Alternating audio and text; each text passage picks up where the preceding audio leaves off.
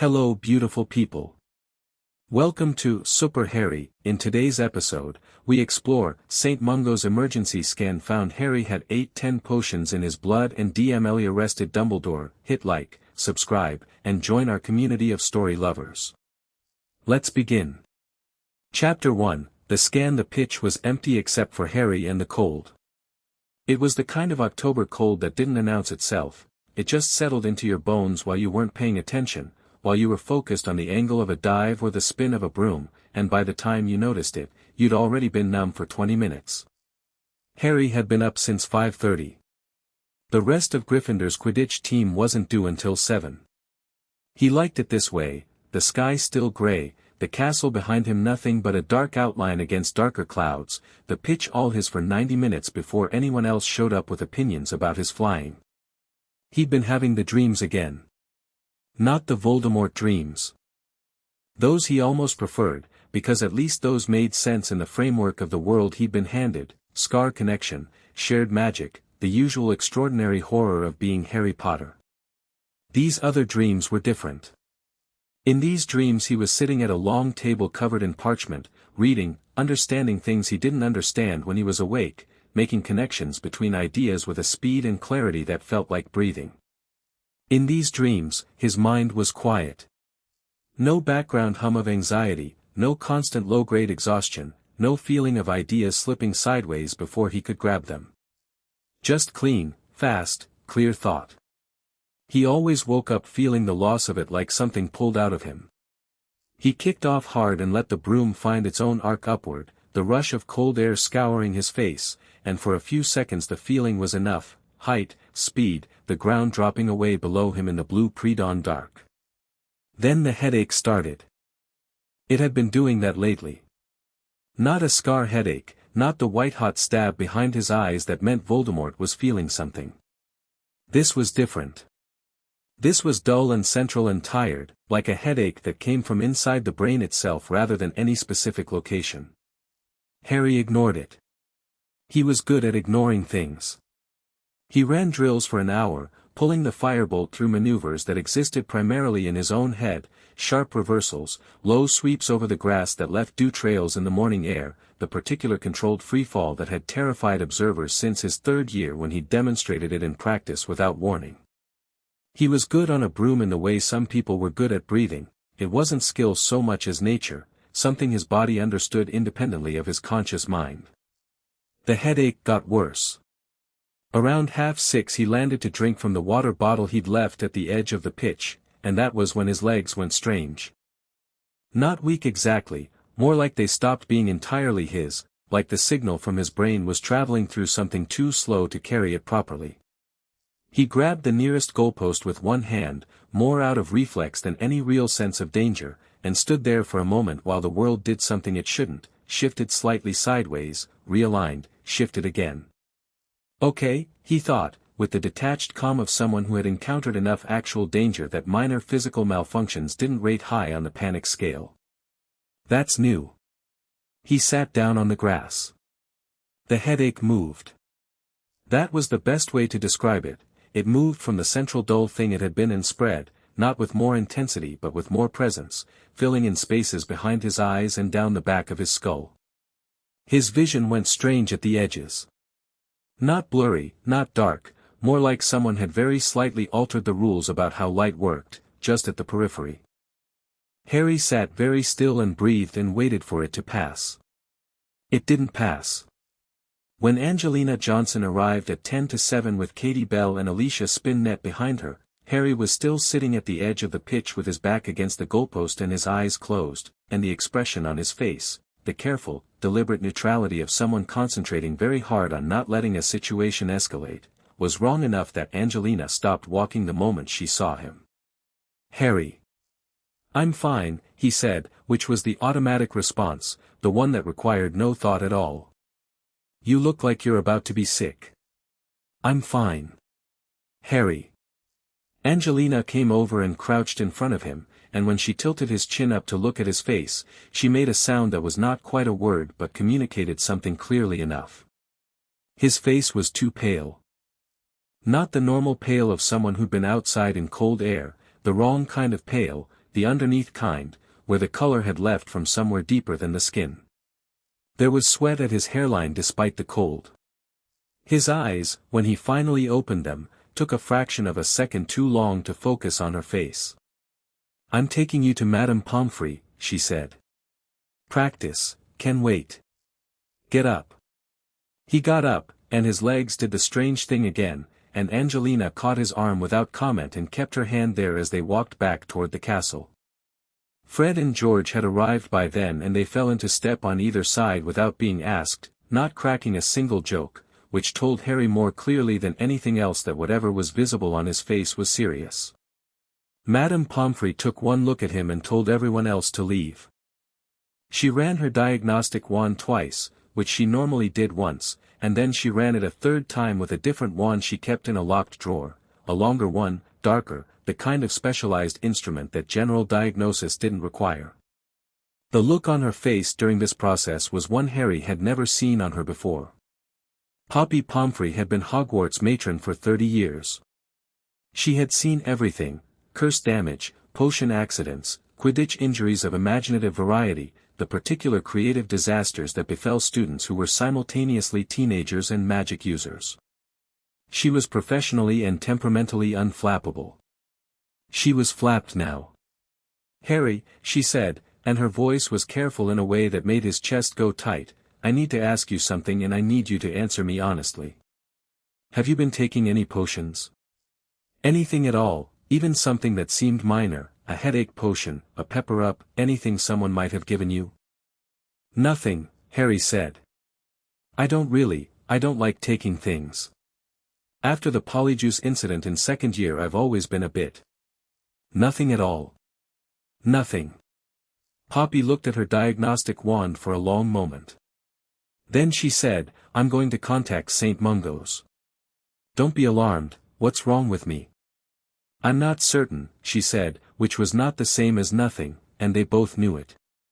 "My diagnostic tools here are general purpose. What your scan is suggesting requires a specialist facility.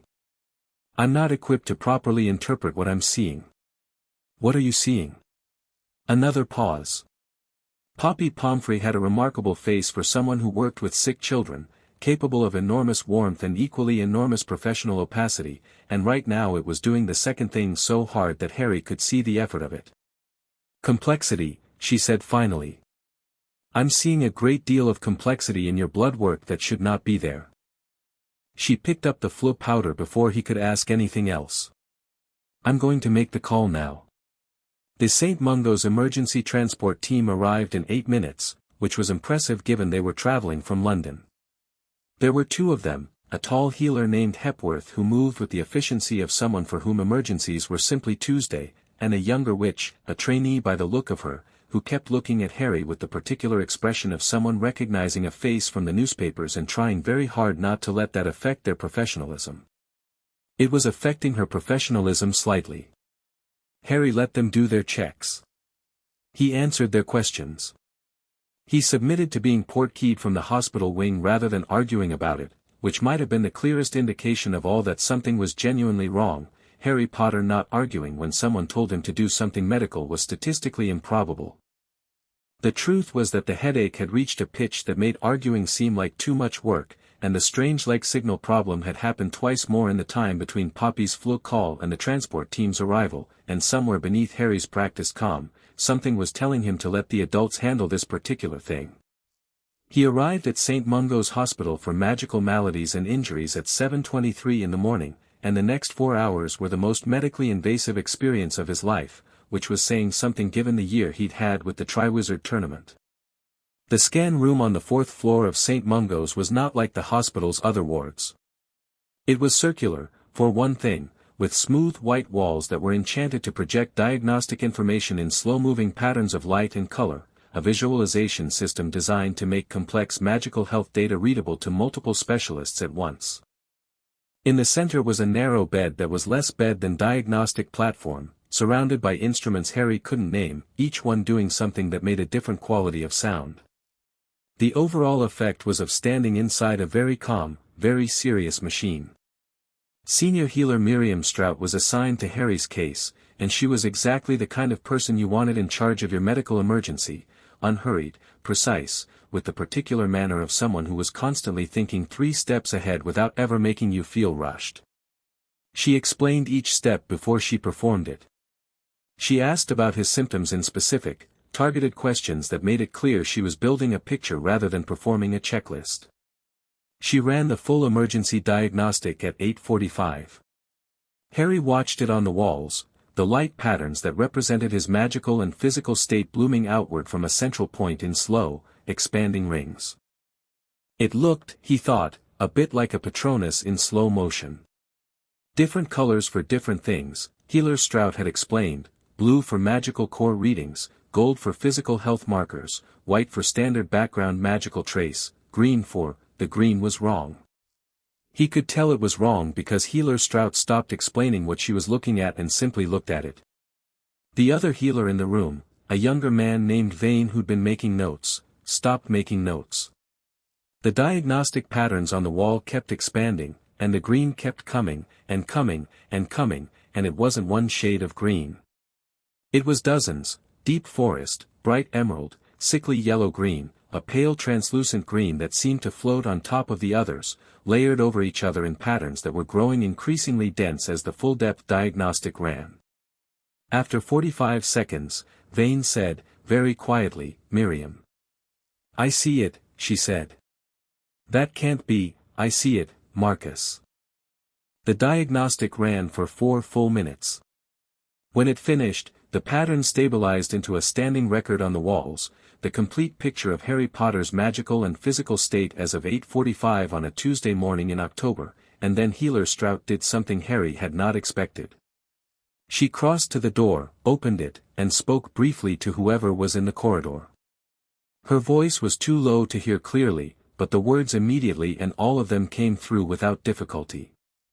Then she came back and sat down next to Harry's diagnostic platform. "How are you feeling right now?" she asked, and the care in her voice had a new weight to it. "Headache," Harry said. "The leg thing has stopped for now." "What is it?" Miriam Strout looked at him for a moment, and then she made a decision he could see her making, the shift from managing information to delivering it. "The green markers in your diagnostic represent foreign magical compounds in your bloodstream," she said. "Primarily potions residue, though the term residue is somewhat insufficient for what I'm looking at." "How many?" She looked at the wall. "We're still doing the full catalog count." "But Harry," and the use of his first name was deliberate and gentle, "the preliminary reading is extraordinary. We're looking at hundreds of distinct compounds. Many of them active. Many of them compounding each other in ways that would take considerable expertise to engineer." Harry looked at the green on the walls. "Hundreds," he said. "The final count will take several hours to complete. We need to identify and classify each individual compound, trace its interaction with the others, establish a timeline for introduction into your system." "Timeline," he said. "How far back?" Another choice he watched her make. "The oldest compound we're currently tracking," Miriam Strout said carefully, "shows markers consistent with introduction during early infancy. Within the first 2 years of life." The room was very quiet except for the instruments. Harry sat with that for a moment. Early infancy. He had spent his entire life not knowing what had happened in the first 2 years of his life, after his parents died and before Hagrid deposited him on the Dursleys' doorstep. He had always assumed those years were simply a gap, years that happened to him the same way things happen to all infants, unconsciously and without record, leaving nothing behind except whatever structural foundations early childhood laid in a person. Now someone was telling him that someone had given him potions before he was old enough to form his first memory. He didn't feel the headache anymore. "What kind of potions?" he said, and his voice was very steady. Healer Strout placed her hand over his briefly. "That's what we're going to find out. And when we do, I promise you, we're going to tell you everything." Amelia Susan Bones had been awake for 19 hours when the call came in, which was not unusual. Being director of the Department of Magical Law Enforcement was a job that had its own time zone, one that had very little relationship to the clock on the wall and a great deal of relationship to whatever catastrophe was currently active. She had spent the previous afternoon dealing with the fallout from a dark artifact seizure in Manchester and the previous evening dealing with the political fallout from how one of her aurors had handled said seizure, and she had only recently arrived at a point in her night where she was permitted to sit in her office with a cup of tea and something approaching quiet. The flue turned green at 11:17. The face in the fire belonged to Augustus Hepworth, which made her sit up straighter immediately, because Hepworth was the head of St. Mungo's Forensic Diagnostic Department and he did not contact the DMLE at 11 at night for minor things. "Amelia," he said. "I need you to come in." "What is it?" "Not overflow." He looked like he hadn't slept either, but more than that, he looked like a man who had opened a door expecting one room and found a completely different building on the other side. "I need you here in person. Tonight, if you can manage it." Amelia Bones set down her tea. "Give me 20 minutes. She arrived in 15, portkeying directly to the secure consultation room on the 4th floor that St. Mungo's maintained for law enforcement liaisons, a room she knew well from years of medico-legal cases, dark curse investigations, potion poisoning inquiries. She walked in to find Hepworth and 3 of his colleagues standing around a table covered in diagnostic printouts, and the expressions on their collective faces were not expressions she'd seen in nearly 30 years of DMLE work. They were frightened. "Shut the door," Hepworth said. She shut it. "Who is the patient?" "Harry Potter." She sat down. In her career, the name Harry Potter had crossed her desk in contexts ranging from routine, underage magic violations, more than once, to extraordinary, Triwizard Tournament involvement, the apparent Voldemort resurrection incident at the end of last year that half the ministry was still officially refusing to believe. She had her own views about that particular refusal and they were not kind views, but the political landscape being what it was, what happened to him? He came in this morning with a physical collapse, dizziness, headache, intermittent motor function disruption. His Hogwarts matron caught something in the initial diagnostic and sent him to us. We ran a full emergency scan at 8:45 this morning. Hepworth pushed a printout toward her. "This is the result." Amelia looked at it. The diagnostic printouts from St. Mungo's full-depth scans were designed to be legible to people without medical training. It was a conscious design choice from a hospital that frequently had to present evidence in legal proceedings. The color coding was clear. The green was extensive. "The final count," Hepworth said, "is 810 distinct magical compounds, all potion-based, identified in Harry Potter's bloodstream. Of those, 312 are fully active and currently operating. 267 are semi-dormant with triggers we haven't yet fully characterized. The remainder are residue from compounds that have degraded over time but still show clear markers." Amelia looked up from the printout. "The dating analysis," Hepworth continued, "puts the earliest introduction at approximately 15 to 16 years ago. The patient is 15 years old. Our current best estimate is that the first potion was administered within weeks of an event 15 years ago that you and I are both familiar with." He paused. "Halloween, 1981. Someone started dosing Harry Potter," Amelia said slowly, "within weeks of his parents being murdered. And continued, with some regularity, for 15 years. The room was very quiet. "The compounds," she said. "What are they?" Hepworth sat down across from her. "That's the part one need to walk you through carefully, because the picture they paint is, it requires context, and it requires you to look at it as an investigator rather than reacting to each piece individually, because if you react to each piece individually, you'll want to start arresting people before you've heard the whole thing." He met her eyes. "I nearly did." "Tell me." "Compliancy-adjacent compounds," he said. "Several of them, layered, designed to work in concert. Not pure compliance potions, those are banned and they're crude and they leave obvious traces. These are more sophisticated.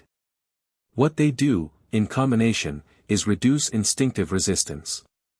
Soften the tendency to question or challenge authority. Make a person more likely to accept situations they might otherwise fight.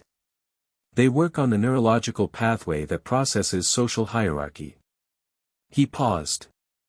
There are 4 of these in active form right now. Amelia kept her face professional with considerable effort. Intelligence suppressants, Hepworth continued. 3 compounds I recognize and 2 I've had to send to our specialist to identify. Combined, their effect would be a measurable reduction in cognitive processing speed, working memory capacity, and what I describe as the instinctive pattern recognition that distinguishes exceptional magical practitioners. You understand what I'm saying? We're not talking about making someone stupid. We're talking about taking someone operating at, say, the 95th percentile of raw cognitive and magical ability and filtering it to the 70th. Enough that the person seems capable. Enough that no one thinks something's wrong. But suppressed, consistently, for 15 years. She said nothing. She was writing. Emotional modifiers, Hepworth said. A cluster of compounds targeting the production and regulation of cortisol and its magical analogues. Chronic low-grade compounds designed to maintain elevated baseline anxiety and a suppressed capacity for sustained anger. In practice, what this produces is a person who experiences anxiety as a normal background state and who finds it very difficult to hold on to anger long enough to act on it. Someone who might feel sudden fury at an injustice and then find, 10 minutes later, that the urgency has drained away without a clear reason. Someone who is more likely to forgive, to defer, to let things go. Someone who wouldn't cause problems, Amelia said. Someone who would be very manageable, Hepworth agreed. She looked at the printout. 810. The number sat on the page with the bland legibility of a hospital document and the moral weight of an atrocity. Loyalty compounds, Hepworth said, and his voice had gone slightly flat in the way that voices went when emotion was being held at arm's length. This is the one that bothers me most from a purely craft perspective, because whoever designed this compound series was brilliant in a way that makes me quite angry. These are not loyalty potions in the crude sense, not amortentia, not anything that creates obsessive attachment. What they do is subtler. They take an existing emotional bond, a real one, genuine, already present in the subject, and they anchor it. They make that bond resistant to disconfirming evidence. They make it harder for the subject to revise their feelings downward in response to things that would normally cause revision. He paused. In practice, if someone had a genuine affection for a mentor figure, or a trusted adult, these compounds would make it very hard for that affection to be damaged by that person's failures or betrayals. They would ensure consistent loyalty regardless of what the loyalty object actually did. Amelia set down her quill. There are 6 of these in Harry Potter's bloodstream, Hepworth said. 3 active, 3 semi-dormant. The semi-dormant ones appear to be designed to activate in response to triggers suggesting the subject has begun to question or distrust the loyalty target. The loyalty target. She'd been in law enforcement for 30 years. She had sat across from people who had done extraordinary things to other people, and she had maintained professional detachment because professional detachment was the tool that got convictions. She maintained it now, barely. Who else knows about this? She asked. Everyone in this room, Hepworth said. Healer Strout, who is currently with the patient. The diagnostic team who ran the analysis. No one else. I want this sealed, she said immediately. St. Mungo's confidentiality protocols to their maximum setting, every person in this building who has touched this case to sign enhanced secrecy oaths tonight, all documentation to be secured under DMLE protective classification. Can you manage that? Already in motion, Hepworth said. I had a feeling. Good. She stood up, looked at the printout one more time, and picked it up. I'm going to need to see the boy. He's been asking questions all day, Hepworth said. Good questions.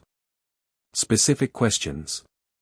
In the last 3 hours, since we started the clearance process, we've begun removing the active compounds. It's a slow process, You can't pull 300 active potions out of a 15-year-old's bloodstream without extraordinary care, it has to be staged over days. But even the partial clearance from today has been. Hepworth paused. Noticeable. He's different already. Sharper. More alert. More present, somehow. As if he's been slightly underwater for a long time and he's beginning to surface.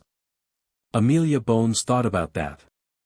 She thought about a boy whose parents were murdered when he was 15 months old and who had spent the next 15 years being quietly, expertly, comprehensively managed.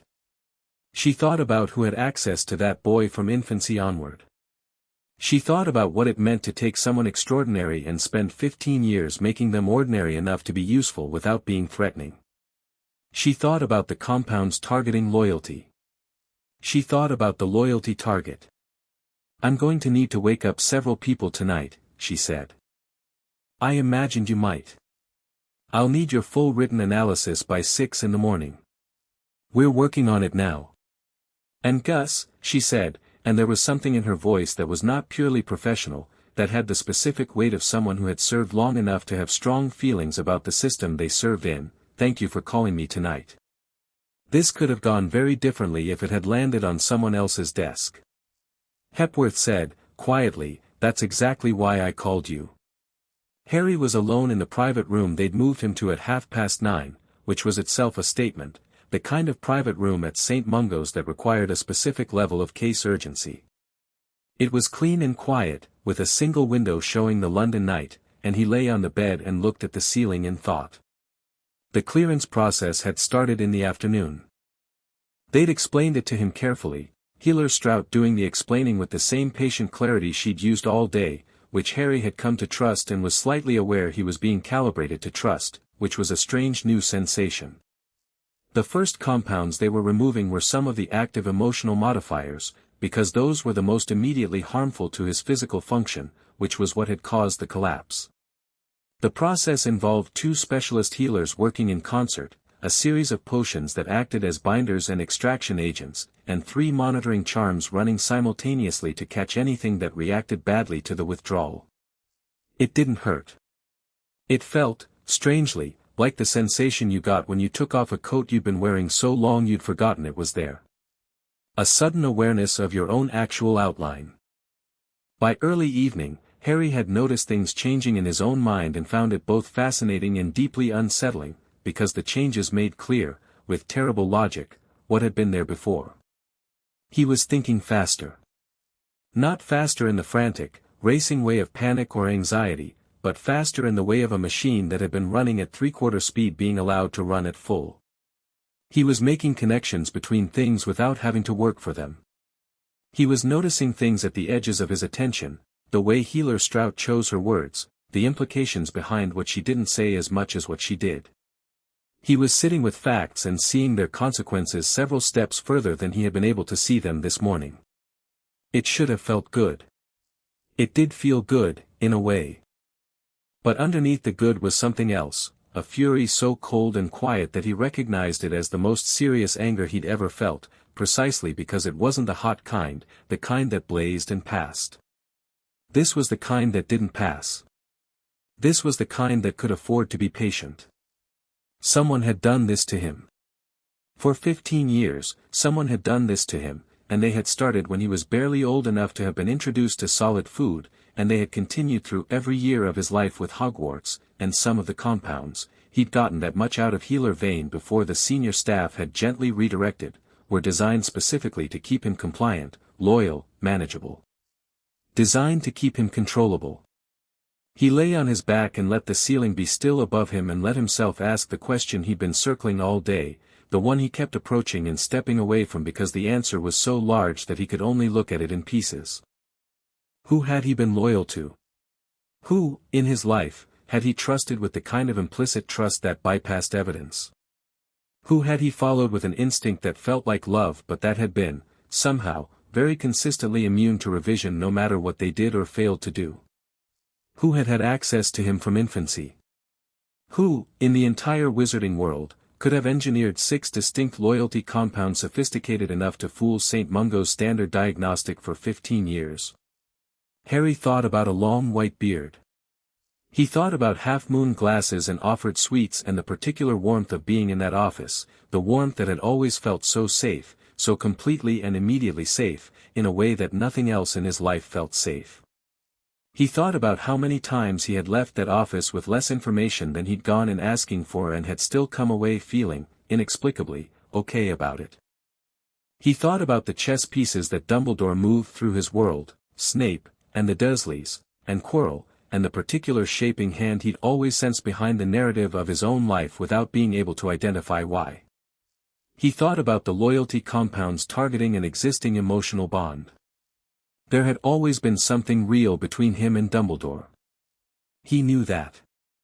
Even now, with the cold fury sitting quiet in his chest, he knew it. Dumbledore had looked at him with something that was probably genuine. The warmth had been real enough to build on. They'd just made sure the building never came down. He was still lying there when the door opened and Amelia Bones walked in, and he sat up and looked at her, and she looked at him, and after a moment she pulled a chair to the bedside and sat down without any of the professional framing or careful management that the medical staff had used all day. She sat down the way someone sat down when they'd come to talk to another person rather than manage a situation. "I'm Amelia Bones," she said. "Director of the DMLE.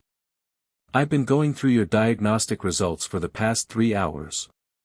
"I know who you are," Harry said. "Susan Bones's aunt.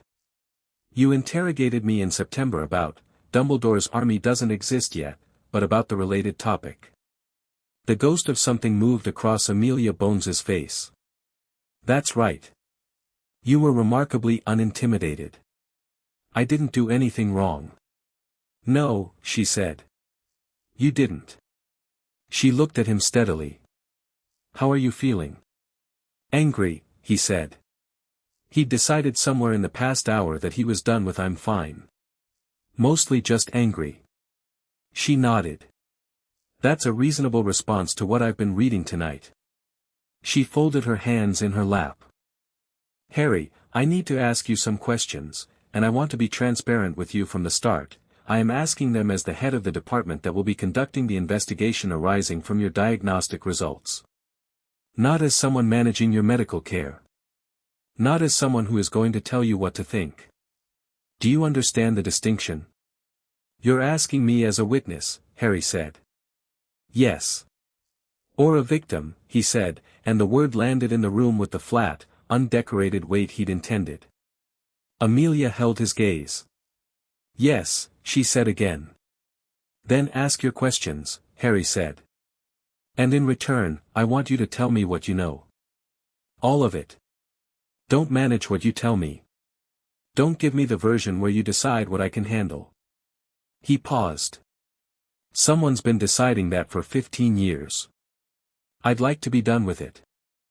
Amelia Bones looked at him for a long moment, really looked, with the eyes of a woman who had assessed people for a living, and what she saw in his face apparently settled something, because she said, "Agreed. All of it."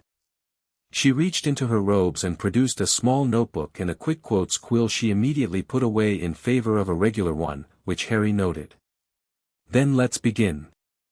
Outside the window, London moved through its dark hour quiet, cabs and night buses and ordinary people having ordinary nights, and in a clean private room on the 4th floor of St. Mungo's, Harry Potter sat across from Amelia Bones and answered her questions and received her information in return, and somewhere in the course of that exchange, something in him finished settling into the cold and furious clarity that had been assembling itself since 8:45 that morning, when the walls had gone green. 810. He had been 15 months old. Someone was going to answer for that. Every compound, every carefully calibrated suppression, every engineered loyalty and smoothed away anger and stolen year of his own full mind, someone was going to stand in front of the world and account for every single one. Harry would make sure of it. Chapter 2, The Arrest. Amelia Bones did not sleep. She went back to her office at 2 in the morning, sat down at her desk, and spent 40 minutes staring at a blank sheet of parchment while her tea went cold. The parchment stayed blank. She wasn't thinking about what to write, she already knew what to write. She was thinking about the weight of what happened after she wrote it, because once she signed the order, there was no version of the next 24 hours that was quiet. There was no version where powerful people didn't push back, where political alliances didn't activate, where someone didn't show up in her office or her floor or her doorstep to explain to her, patiently, with the specific patience of people who had never been told no, why this was a mistake. She'd spent 30 years in the DMLE. She'd made enemies the way the job required you to make enemies, carefully, deliberately, only when the evidence was sufficient and the cause was worth the cost. She'd survived 2 administrations that had tried to move her sideways. She'd watched colleagues bend and break and accommodate themselves to whatever the political weather required. She'd done none of those things, not because she was naive about how power worked, but because she'd looked at the shape of her own career very early on and made a decision: she would be the person who did the job correctly, and she would do it so consistently and so thoroughly that the cost of removing her would always exceed the cost of tolerating her. She picked up her quill. Warrant for the arrest of Albus Percival Wulfric Brian Dumbledore, Order of Merlin First Class, Chief Warlock of the Wizengamot, Supreme Mugwump of the International Confederation of Wizards, Headmaster of Hogwarts School of Witchcraft and Wizardry, on charges of. She wrote for 11 minutes without stopping. When she was done, she read it through once, changed 2 words, and signed it. Then she called in the 2 Aurors she'd had on standby since midnight, Senior Auror Kingsley Shacklebolt and Senior Auror John Dawlish, and she laid the warrant on the desk between them and watched them read it. Dawlish read it twice. His face went through several things. Shacklebolt read it once, looked up, and said, "When?" "Before the school wakes up," Amelia said. "I want it done before the student population is moving. Before the staff have time to coordinate a response. Before anyone in this building or anywhere else has the chance to make a call that gives Dumbledore warning." She paused. "I assume I don't need to tell either of you that this operation does not leave this room until we're on the Hogwarts grounds." Dawlish said, carefully, "Amelia, this is, I know what it is, John." "The blowback will be significant," she agreed. "Sign your operational orders and get your gear. We leave in 40 minutes. Hogwarts at 4 in the morning was the castle at its most purely itself, no students, no performance, no daily machinery running. The torches burned low in the corridors, throwing long orange light across stone floors worn smooth by centuries of feet. The portraits slept in their frames, most of them, though a few watched the 3 figures moving through the entrance hall with the quiet alertness of the very old and the very aware. Amelia had been inside Hogwarts twice in her professional capacity. Both times, the castle had felt enormous in the daylight. The scale of the thing, built to impress and to endure, was more fully felt when you were moving through it by torchlight and the ceilings above you vanished into dark. She didn't waste time. The stone gargoyle at the entrance to the headmaster's office was awake. It looked at her with the particular blank aggression of a thing designed to stop people, and she held up the warrant and said, "DMLE. Stand aside," in a tone that had stopped larger and more complicated obstacles than a piece of enchanted stone, and after a pause that was probably about half a second longer than she would have tolerated from anything with a pulse, it stepped aside. The spiral staircase rotated upward, and Amelia led Shacklebolt and Dawlish into Albus Dumbledore's office at 4:18 in the morning. He was awake. That was the first thing. He was awake, seated behind his desk, wearing his robes as if he'd expected company or had never gone to bed, which with Dumbledore were not mutually exclusive possibilities. The office was as it always was, the whirring silver instruments, the portraits of previous headmasters, Fawkes asleep on his perch in the corner, the accumulated impressive weight of a life lived at the center of things. The half-moon glasses were in place. The expression behind them was serene in a way that, had Amelia been meeting it for the first time, might have communicated grandly reassuring. She'd been studying people for 30 years. Serene was the expression you put on when you had decided not to let the other person see what was actually happening inside you. "Amelia," Dumbledore said, with warm surprise, as though she'd arrived for tea. "And Kingsley. John. This is an unusual hour." "Albus," Amelia said. She crossed to the desk and set the warrant down in front of him. I need you to read this. He picked it up. She watched him read it. She watched the serenity hold, which told her something. There was no flicker of genuine surprise, no moment where the mask slipped into the involuntary expression of someone encountering information they hadn't anticipated. He read it with the careful attention of someone reviewing a document they were already, on some structural level, prepared for. He set it down. Harry, he said. Not this is wrong or this is a mistake or I demand to speak to a solicitor. Just, Harry. Harry Potter was admitted to St. Mungo's yesterday morning, Amelia said. I'll save us both time and tell you that the diagnostic results are comprehensive, fully documented, and already in the process of being independently corroborated by 3 additional forensic specialists. We have the evidence, Albus. Dumbledore folded his hands on the desk. He looked at the warrant again. Then he looked up at Amelia with an expression that she would think about for a long time afterward, because it was not the expression she'd expected, not defiance, not calculation, not the particular cold performance of someone deciding how to manage the situation. It was, she thought, almost sad. I see, he said. Do you have anything you'd like to say before I formally execute the warrant? A pause. The silver instrument's word. Fawkes shifted on his perch without waking. I would like, Dumbledore said quietly, to ask how Harry is. The audacity of it nearly cracked her professional composure. Nearly. He's alive, she said. Which, given what we've catalogued in his bloodstream, is partly a matter of remarkable constitutional resilience and partly a matter of luck. She straightened. Albus Percival Wulfric Brian Dumbledore, I am executing a warrant for your arrest on charges of systematic magical violation, unlicensed and non-consensual administration of controlled substances to a minor, unlawful suppression of magical development, and further charges to be specified pending the completion of forensic investigation. You are required to surrender your wand. Of course, Dumbledore said. He reached into his robes and placed his wand on the desk.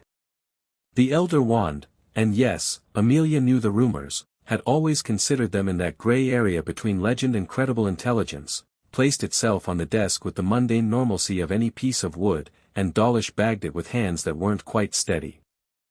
Shacklebolt applied the standard aura restraint, not shackles, which were for violent offenders, but the glowing bracelet charm that prevented apparition, portkey use, and wandless magic above a certain threshold. Dumbledore held out his wrist for it without prompting. I would ask one thing, he said, and he was speaking to Amelia directly. You can ask. The students. He glanced toward the window, where the sky was still dark. When they wake this morning, the deputy headmistress will be notified at 5:30, Amelia said. She will receive a version of events that is truthful, appropriately limited, and directed at maintaining stability for the student body. I've already drafted the notification. The school will function. Something moved across Dumbledore's face at the implication that she drafted the school notification before coming here, that the machinery had already been set in motion, that this was not the beginning of a process he could navigate but the visible portion of a process already well underway. You've been busy tonight, he said. I've been doing my job, Amelia said. Kingsley. Shacklebolt touched Dumbledore's arm. The old man stood, straightening his robes with the natural dignity of someone who had stood in front of larger audiences than this, and for a moment, just a moment, the office was very quiet, and all the portraits that had been pretending to sleep were not pretending anymore. They were watching. Some of them with shock, some with an expression that Amelia couldn't fully read, and one, the small portrait of Phineas Nigellus Black in the corner, with the faintest, most carefully concealed expression of something that might, in another face, have been satisfaction. Dumbledore paused at the door. He was always going to exceed my expectations, he said. It wasn't clear if he was speaking to Amelia or to himself. I should have factored that more honestly into my calculations. Nobody replied. There wasn't a reply that served any purpose. They walked him out of his office, down the spiral stairs, through the silent corridors of the castle he'd run for over 50 years, past the sleeping portraits and the low torches and the suits of armor standing in their patient vigil, and out through the main doors into the dark October morning where a ministry transport was waiting on the grounds. Behind them, high in the tower, Fawkes made a sound that wasn't quite a song, low, minor, something between grief and acknowledgement, and then went quiet. Minerva McGonagall's flute chimed at 5:29, and she was sitting up in bed with her wand in her hand by the time it completed the sound. 40 years of being a head of house produced certain reflexes that never fully left you. She crossed to the fireplace in her dressing gown and found Amelia Bones's face waiting in the green flames with the expression of someone delivering a thing that could not be unsaid. She listened. Amelia was as good as her word, truthful, appropriately limited. She gave Minerva the factual shape of it, Harry's admission to St. Mungo's, the diagnostic findings, the warrant, the arrest. She did not give her the details of what the diagnostic had found, not yet. She said the details would be made available to Hogwarts' acting headmistress, and she said those words pointedly, when the investigation permitted. Minerva said nothing for a long moment after Amelia finished. Then she said, "The children are your responsibility from this point," Amelia said. "The school is in your hands." "I know what I would suggest," Minerva said crisply. "Thank you, Amelia." A pause, and something shifted in her voice, the professional surface giving way to something underneath, something that caused her to show. "Is Harry, he's at St. Mungo's. He's being treated and he's alert and he is, by all accounts that I've received in the last several hours, absolutely fine in the way that means he is furious and very clear-headed and demanding answers. A beat. I've found him quite impressive." Minerva closed her eyes briefly. "Yes," she said. "He would be." The fluke connection ended, and Minerva McGonagall sat down in the armchair by her fire and stared into the flames and thought about things she was going to have to think about, had already been not thinking about for a long time, she realized, with the particular honest clarity of 5:30 in the morning when the defenses were not yet fully assembled. She thought about small moments, small inconsistencies, small times when she had chosen not to press a question. She thought about what a good detective, which she was not, might have seen if they'd been looking. Then she stood up, straightened her dressing gown, and began to prepare for the day. The prophet hit at 7.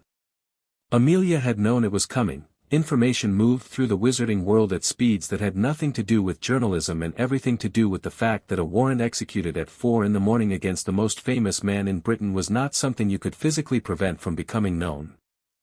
The source, she suspected, was Dawlish, who had contacts and complicated loyalties, and who she was already adding to the list of things she would deal with in sequence.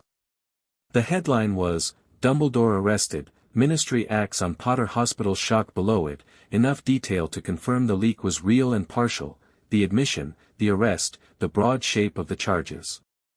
Not the specifics. Not the 810. Not the infancy dating, not the loyalty compounds, not the intelligence suppressants.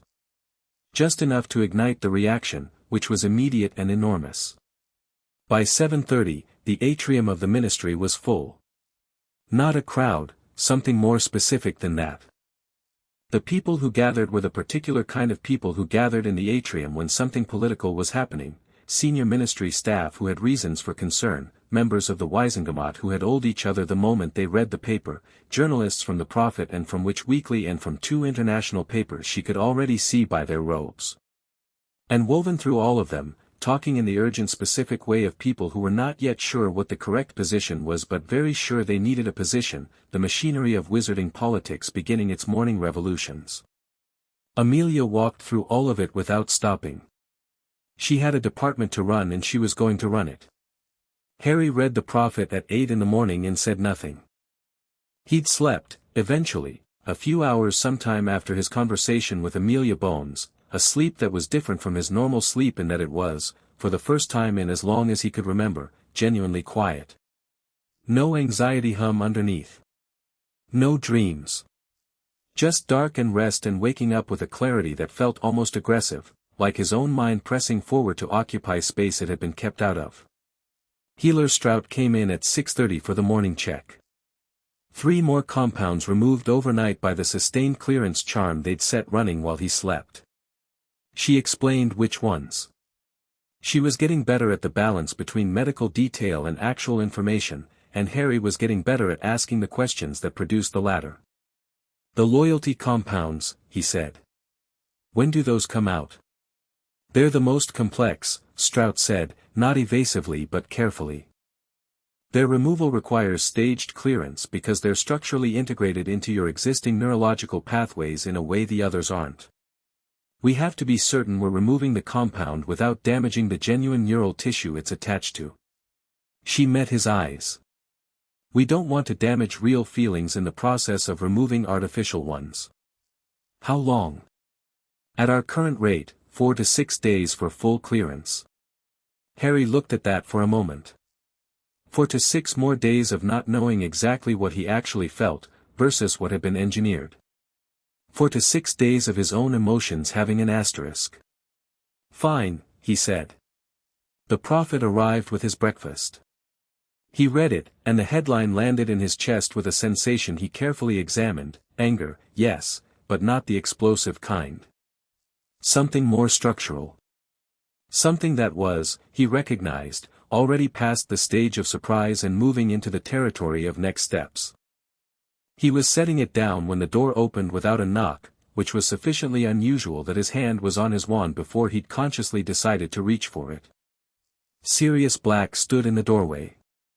He was breathing hard, which meant he'd either run or operate multiple times in quick succession, and he was wearing the kind of clothes that suggested he'd gotten dressed very fast and not entirely finished the job: shirt untucked, traveling cloak thrown on rather than put on, hair uncharacteristically unmanaged. His face was doing something complicated and controlled, the face of a man applying every available resource to the task of not letting what he was feeling become the dominant thing in the room. He was failing at it slightly. They told me outside, he started. Close the door, Harry said. Sirius closed the door. He crossed to the bed, looked at Harry for a long moment, looked at the diagnostic charts on the wall that Healer Strout had left, looked back at Harry. How long have you been here? Since yesterday morning. I got here as fast as he stopped. Sat down heavily in the chair beside the bed. Ran a hand through his hair. The prophet said, the prophet has the outline. I have the details. Harry looked at his godfather. How much do you want to know right now? Everything, Sirius said immediately. All right, Harry said. Then listen. He told him. He kept it structured, the way Amelia Bones had kept her information structured: factual sequence, significant details, the diagnostic findings as he understood them. He'd found in the night that he was able to hold large amounts of information in a working arrangement in his mind, call up specific pieces without losing the overall shape, and the sensation of this was still new enough to be faintly startling every time it happened. He watched Sirius's face as he talked and watched the complicated controlled thing that it had been doing come apart in stages.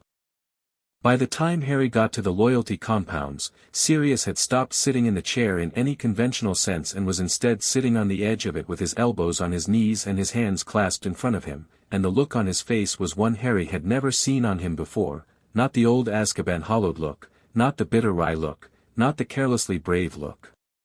This was something colder and more fundamental. This was a man who had spent 12 years in prison for a crime he didn't commit and had come out the other side and had believed, despite everything, that the people responsible for the good things in his world were actually responsible for the good things. This was a man discovering that the architect of some of those good things had also been the architect of something he could not find words for. 15 years, Sirius said, very quietly. Since I was a few weeks old, best estimate. Sirius stood up. He crossed to the window and stood with his back to Harry, looking out at London. His hands were at his sides, very still. Sirius, Harry said. Give me a minute. Harry gave him a minute. I'm going to kill him, Sirius said, conversationally, to the window. No, you're not. I'm going to do something significantly worse, then. You're not going to do that either, Harry said. Because I need you out here and not in Azkaban, and because what's happening right now, Amelia Bones, the investigation, the charges, that's worse than anything you could do to him in a corridor. He is going to stand in front of the Wisengamot and account for every single compound. Publicly. That is worse. Sirius turned around. He looked at Harry, really looked, the way he had in the hospital wing after the shrieking shack, the look that was trying to find and hold on to the person in front of him. You're different, he said. Some of the compounds are clearing. No. I mean, Sirius shook his head. You've always been smart. But you're different, Harry said. Yeah. I know. A beat. How are you? Sirius asked, and the question had none of the casual texture that questions like that usually carried. It was the real question. Harry thought about it honestly. I'm angry, he said. More than I've ever been about anything.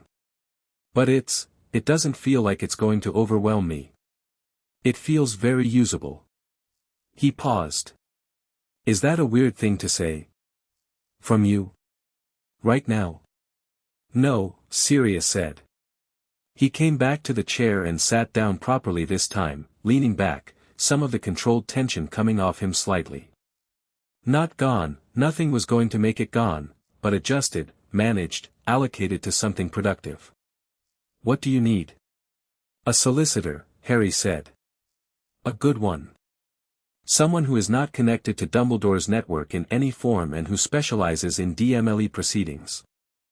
I want to be properly represented before any official statement process. I want to understand my legal standing as a victim in this investigation, and I want someone I trust advising me before the Wisengamot gets involved. Sirius blinked. I was going to say I'd get you some books and decent food. I also want books and decent food, Harry said. But the solicitor first. Right. Something in Sirius's face that was close to the old brightness, the pre-Azkaban brightness, appeared briefly. You know, they suppressed all of this for 15 years and they still couldn't stop you from being you. Harry looked at him. I mean it, Sirius said. Smart, furious, completely unwilling to let anyone manage the situation. That was always there. He leaned forward. All they did was make it harder for you to see it. Harry let that sit for a moment.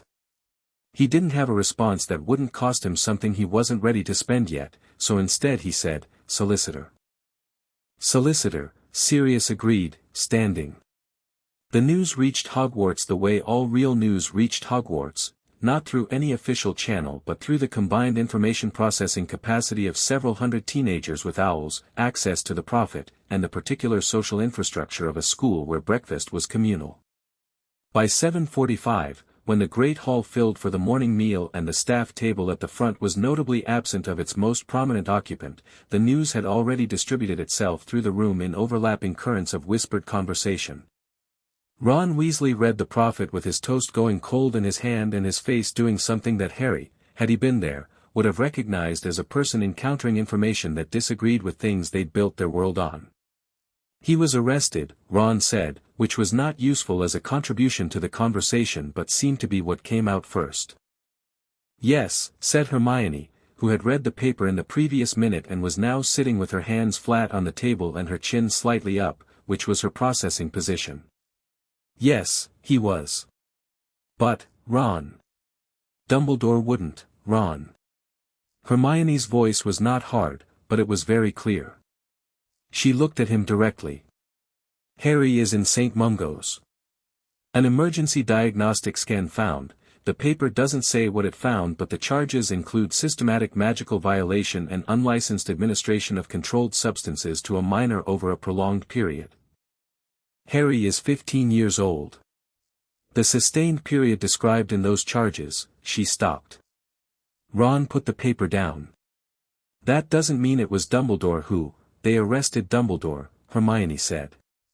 On charges that could be wrong, Amelia Bones executed that warrant personally, she said. At 4 a.m.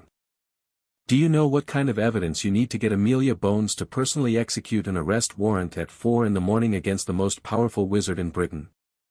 She looked at her untouched tea. I keep wanting to find the explanation where Dumbledore didn't do it. I've been trying for the last 10 minutes. I can't find one that works. Ron was quiet for a moment. Around them, the great hall noise continued, confused, urgent, the particular buzzing quality of collective uncertainty looking for shape. Is he okay? Ron said finally. Harry. The paper says he's being treated and is in stable condition. Hermione looked up. We should go. As soon as Madame McGonagall permits. We should go and see him. Yeah, Ron said. He picked up his pumpkin juice and put it down again without drinking it. Yeah, obviously. He stared at the table for a moment. My dad works in the ministry, Hermione. My family, I know, she said. The Weasleys and Dumbledore, I know, she said again, more gently. He didn't say anything else. He picked up the paper again and read the same paragraph 3 times, and Hermione watched him do it and said nothing, because some things needed to be sat with and she understood that well enough. At the staff table, McGonagall sat with a straightness to her spine that was different from her normal straightness, which was itself remarkable, a quality of something braced rather than composed, the particular posture of a person who has made a decision and is carrying it and will not be seen to struggle. She ate nothing. She drank her tea in small, regular, mechanical sips. She responded to the students who approached with questions with clipped factual sentences that revealed nothing and communicated everything they needed to know about whether those questions were going to be answered right now. Professor Snape, at the far end of the staff table, ate his breakfast without visible alteration of expression or behavior. Which was, in itself, the most significant thing he could have done, because every other member of the Hogwarts staff was doing something visible with their face. Some were upset, some were confused, some were doing the rigid professional nothing that meant they'd been briefed and were holding the line. Snape was simply eating breakfast. Calmly. As though the morning's news had been noted, processed, and filed in a location he was not prepared to open in public. Anyone watching him very carefully might have noticed that he refilled his coffee 3 times in 20 minutes, which was not his normal pattern. And that his eyes, when they moved at random around the room, always stopped in the same place for a fraction too long, the space in the room where the doors were, the exits, the places where a person could leave. Back at the ministry, Amelia Bones had been in her office for 4 hours, her second cup of tea finally cold, when her assistant knocked and said that Cornelius Fudge was outside and had been using the phrase immediate meeting for the past 12 minutes. She stood, straightened her robes, and said, "Send him in." Cornelius Fudge was a man who, in Amelia's assessment, had a genuine talent for one thing in politics, surviving. He had no particular vision, no remarkable courage, no exceptional intelligence, but he had an extraordinary instinct for the shape of the prevailing wind and an equally extraordinary instinct for positioning himself relative to it. He walked in now with the expression of a man whose prevailing wind had just inverted itself without warning, and who was trying very hard to locate the new direction before he had to speak. "Amelia," he said. "Cornelius." She gestured to the chair across from her desk. "I imagine you've read The Prophet." "I have," he said. He sat. He was wearing his lime green bowler, which he always wore when he was feeling uncertain. She had noticed this pattern years ago and never mentioned it. "This is an extraordinary step. The evidence warranted it." "The evidence," he stopped himself. "I'm not questioning your evidence. Obviously. I'm asking whether we considered the broader implications. We executed a lawful warrant," Amelia said. "That is the full scope of my consideration." She paused. "The broader implications are that a 15-year-old boy was systematically drugged from infancy with 810 distinct magical compounds, many of them designed to suppress his intelligence and his will and his genuine emotional responses. That is what has broader implications, Cornelius. Not the arrest." Fudge opened his mouth. 810, she said. He closed it. She watched him sit with that number. She watched him do the calculation that everyone who heard it did eventually, the calculation of access, of who had consistent proximity to Harry Potter from infancy, of who in the entire wizarding world had the expertise and the means and the sustained opportunity. She watched him arrive at the same destination everyone else arrived at. "Good God," he said. "Yes," Amelia said. The bowler hat was turning in his hands now, which was another pattern she had noticed. "The Wisengamot will convene, I've already sent the notice. Emergency session tomorrow morning. There will be factions that, of course there will," she said. "There always are." She looked at him steadily. "But there are 810 compounds documented, dated, and identified in the bloodstream of the most famous person in Britain, and Albus Dumbledore is currently in a ministry holding cell and very politely declining to deny anything. The factions can maneuver all they like, Cornelius. The evidence is the evidence." Fudge sat there for a moment. She could see him recalibrating in real time, the survival instinct kicking in, the weather vane swinging. He'd spent 2 years denying Harry Potter's word about Voldemort. He was very acutely aware of that fact right now, she suspected, and of how it was going to sit alongside the morning's news. "You'll keep me informed," he said finally. "As appropriate," she said. He stood. At the door, he paused without turning around. "Amelia. What you've done today," another pause. "It was the right thing." "I'm aware," she said. He left. She sat back down, pulled a fresh sheet of parchment toward her, and began drafting the brief for tomorrow's Wisengamot session. Outside her window, the ministry was running at double its normal noise, the sound of an institution processing a shock, all its mechanisms and factions and competing interests spinning up to full speed. She wrote steadily and didn't look up. St.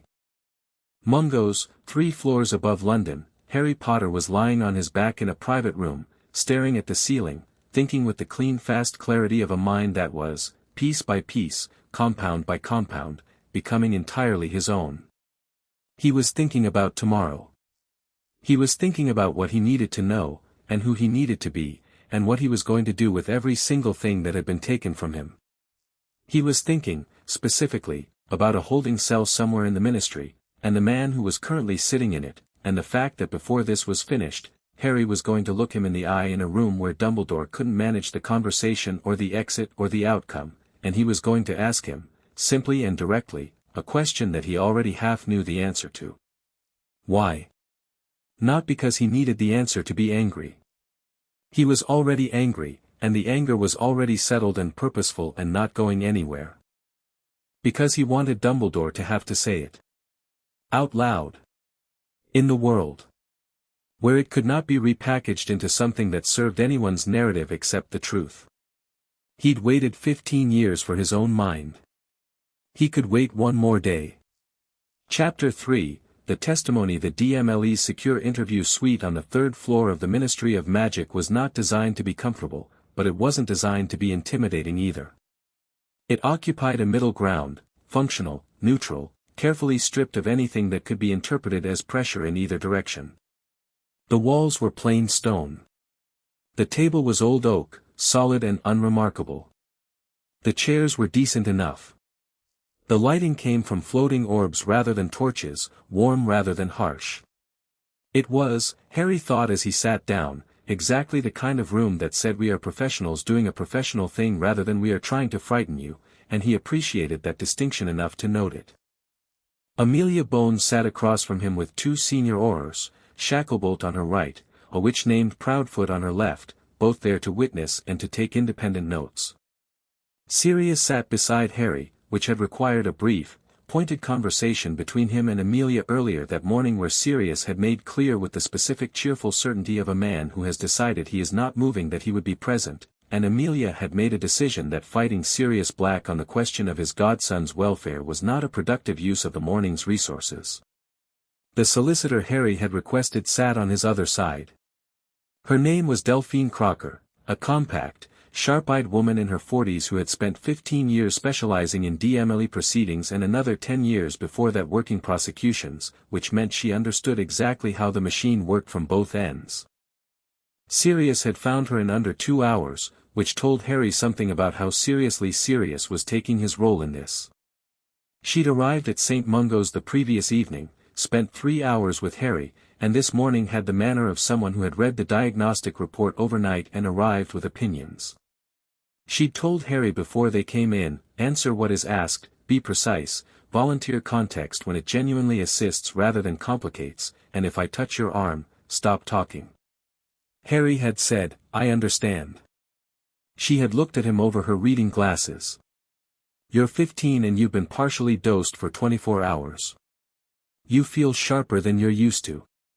Don't let that make you overreach.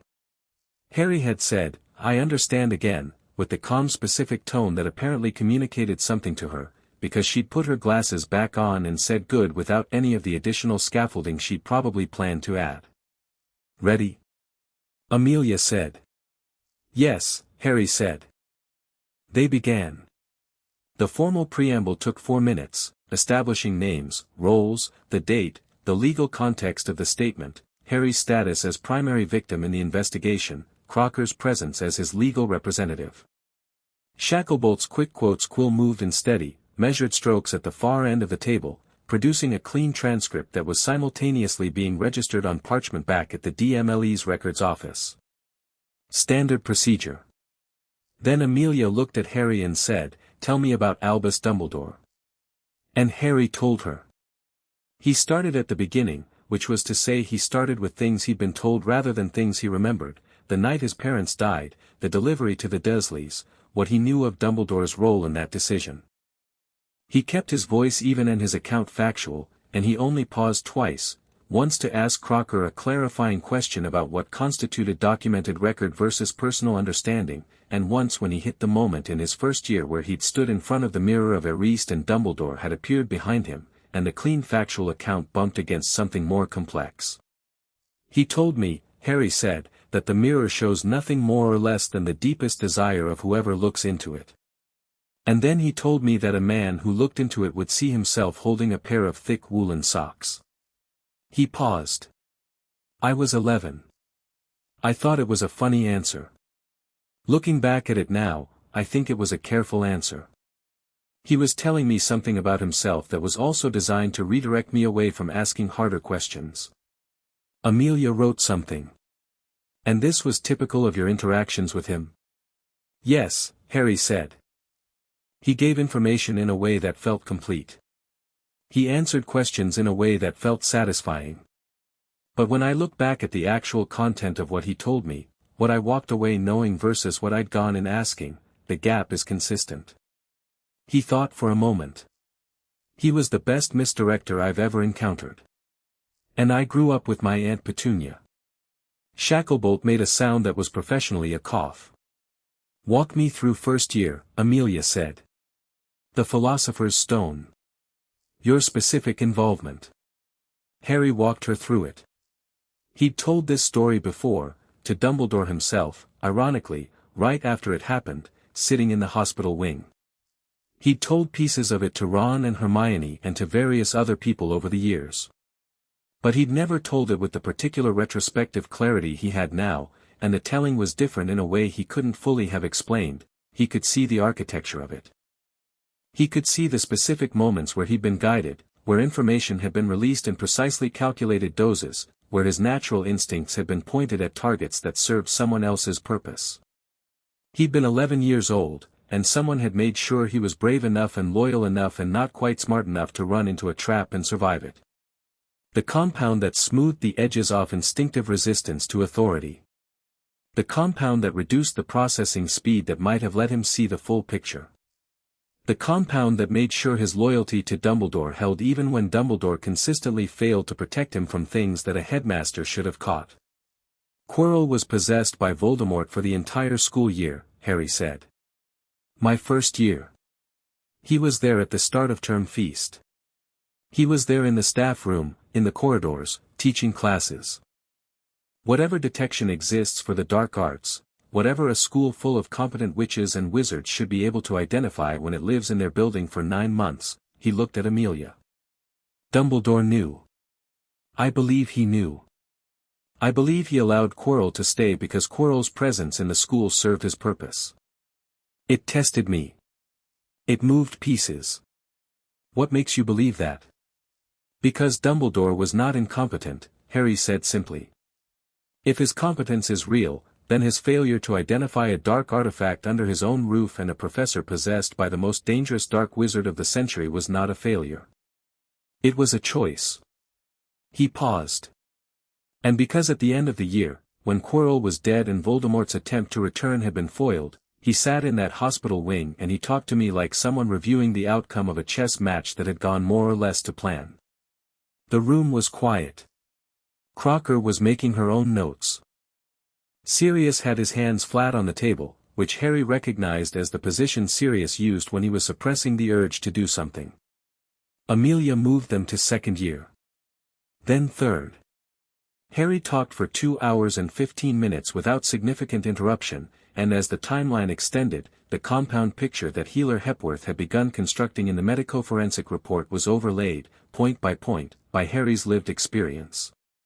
Third year, Sirius's alleged guilt presented as established fact, Dementors on the grounds against which a 13-year-old was somehow expected to develop independent defenses, the specific coincidence of Pettigrew's survival and Sirius's eventual recapture that Dumbledore had done nothing to prevent.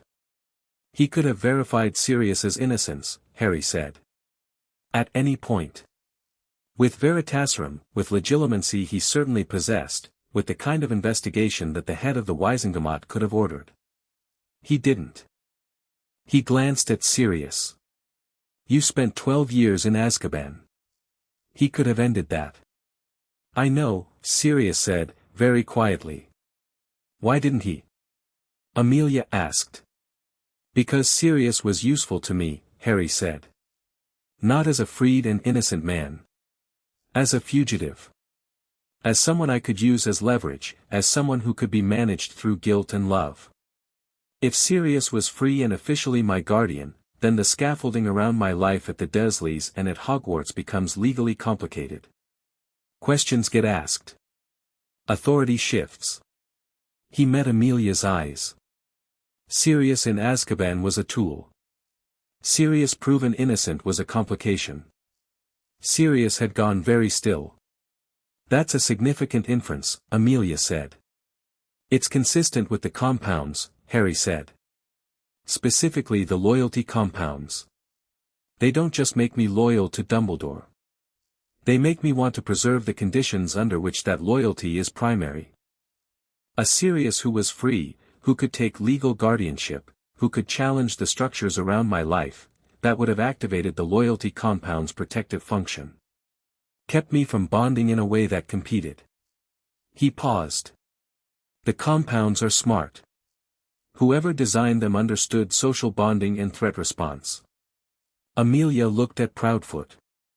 We'll need the diagnostic team to review that hypothesis, Proudfoot said. I'll call Hepworth after this session, Amelia said. She turned back to Harry. Fourth year. Triwizard Tournament. Harry talked about the Triwizard Tournament. He talked about it more fully than he'd talked about it to anyone, because the full picture, underage magical binding, goblet of fire, the deliberately dysfunctional protection of a tournament designed to produce danger, hadn't been something he could talk about without the loyalty compound smoothing his instinct to question Dumbledore's failures. Now he talked about it like someone looking at a building's blueprint for the first time, seeing the places where the structural supports were missing and why they were missing. I was bound by magical contract, Harry said. As a 14-year-old. Without consent, I didn't enter myself. And the appropriate response to discovering that a 14-year-old has been fraudulently bound to a dangerous magical tournament by an unknown party, which Dumbledore as Chief Warlock had the authority to investigate and potentially void, was to let it proceed, Amelia said. Yes. Another note. They reached the end of fourth year, and Harry described the graveyard, Cedric's death, Voldemort's return, the Order of the Phoenix's subsequent refusal to tell him anything through the summer, and he described it with the clean flat precision of someone recounting a series of facts, not because he wasn't feeling it but because the feeling was underneath the account rather than interfering with it, and the account was what mattered right now. When he stopped, Crocker said, I'd like to take a 10-minute break. Amelia nodded. In the corridor, Sirius handed Harry a cup of tea from the station against the wall and said nothing for a moment. Harry drank and leaned against the stone wall and let the 10 minutes be quiet. "You're doing well," Sirius said eventually. "I'm just telling the truth." "Yeah, but..." Sirius looked at him sidelong. "The way you're doing it. The pattern you're drawing from it. Harry, when I was your age I'd been through maybe a third of what you've described and I couldn't have talked about it with a quarter of the clarity you're using in there." He paused. "The compound suppressing all of this for 15 years, it makes me..." "Don't," Harry said. "I'm just saying, I know what you're saying," Harry said. "But if you go there right now, I'll go there too, and I can't go there until this is done." He looked at the tea. "After. We can go there after." Sirius looked at him for a long moment, then nodded once, and they stood in the corridor drinking their tea in the particular comfortable silence of two people who didn't need to fill a space with sound to know they were on the same side. The forensic potion identification team occupied 2 rooms on the 5th floor that had been requisitioned for the investigation, and they had been running continuous analysis for 36 hours by the time Harry's testimony session finished. There were 7 of them, 4 from St. Mungo's and 3 from the DMLE's own forensic division, and the table that ran down the center of the larger room was covered in parchment that had stopped being a neat arrangement of documents and become, gradually, a landscape of interlocking analysis. The lead forensic analyst, a quiet, methodical wizard named Edmund Barkley who had spent 22 years identifying potions in crime investigations, had developed a system for the 810 columns for identification, date of introduction, method of administration, determined by residue markers, intended effect, cross-compound interactions, and a final column that he had not officially named but which his team had started calling the architect column, because it was where they noted which compound showed signs of professional custom design versus which were standard potions adapted for sustained low-dose use. The architect column was extensive. Barkley had been in this work long enough to recognize craft when he saw it. Standard potions, even sophisticated ones, had a kind of legibility to them. You could see the framework of established technique underneath the specific application, the way you could see the structural logic of a language you understood even when you encountered a new word. Custom potions were different. Custom potions showed a maker's signature the way handwriting showed a hand, not always consciously readable, but present and consistent. The compounds in Harry Potter's bloodstream showed 2 distinct signatures. The bulk of them, the standard adapted ones, pepper-up residue, growth-related compounds, things that suggested sustained nutritional and physiological management, showed the signature of someone technically competent and methodical but not extraordinary. Someone following a protocol rather than designing one. The custom compounds, the loyalty suite, the intelligence filters, the sophisticated emotional modulators, showed something else entirely. The signature of someone who had not been following a protocol. Someone who had been thinking, originally, at the highest level. Someone for whom brewing was not craft but language, and this particular language was being spoken at a level Barkley hadn't encountered in his 22-year career. He had his suspicions. He kept them in the architect column for now, clearly labeled hypothesis pending corroboration, and sent the flag to Amelia Bones's office. When Amelia read his flag at 1 in the afternoon, she added it to the folder she was building and made a note to bring Severus Snape in for questioning before the day was out. Snape was in his office at Hogwarts when the Ministry Owl arrived, and he read the summons with the expression of a man who had been expecting a letter of this general shape and finding no particular satisfaction in having been right.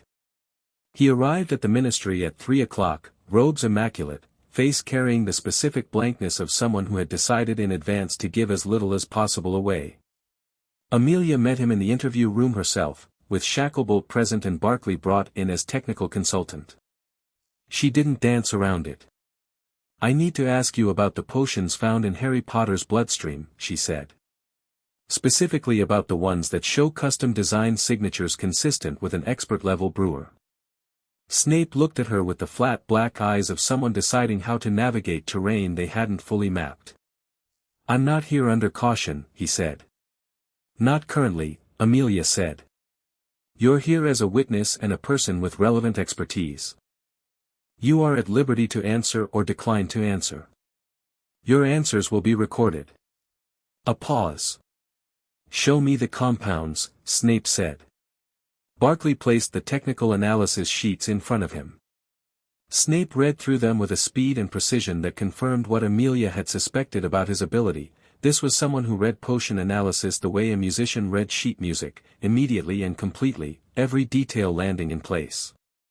He read for 4 minutes. Then he sat back. Well, he said, and his voice had something in it that she couldn't immediately classify. Someone has been exceptionally busy. Can you identify the maker? Amelia asked. I can identify, Snape said carefully, which compounds in this analysis bear structural signatures consistent with methods I have personally encountered. He paused. Some of these compounds are mine. I designed them. He looked at Amelia's face and continued before she could speak. 8 compounds, specifically. I will identify them for your team. They were designed approximately 4 years ago, commissioned by Dumbledore for what I was told were monitoring and support purposes related to a student with unusual magical fluctuations. I was told the student was unnamed. I was told the application was therapeutic. His voice was precise and entirely flat. I was not told the student was Harry Potter. The room was quiet. You designed 8 of them, Amelia said. And the others? The others, Snape said, show signatures I recognize but did not create. His jaw tightened fractionally, the only crack in the professional surface. The core suite, the loyalty compounds, the primary cognitive suppressants, those were designed by Dumbledore himself.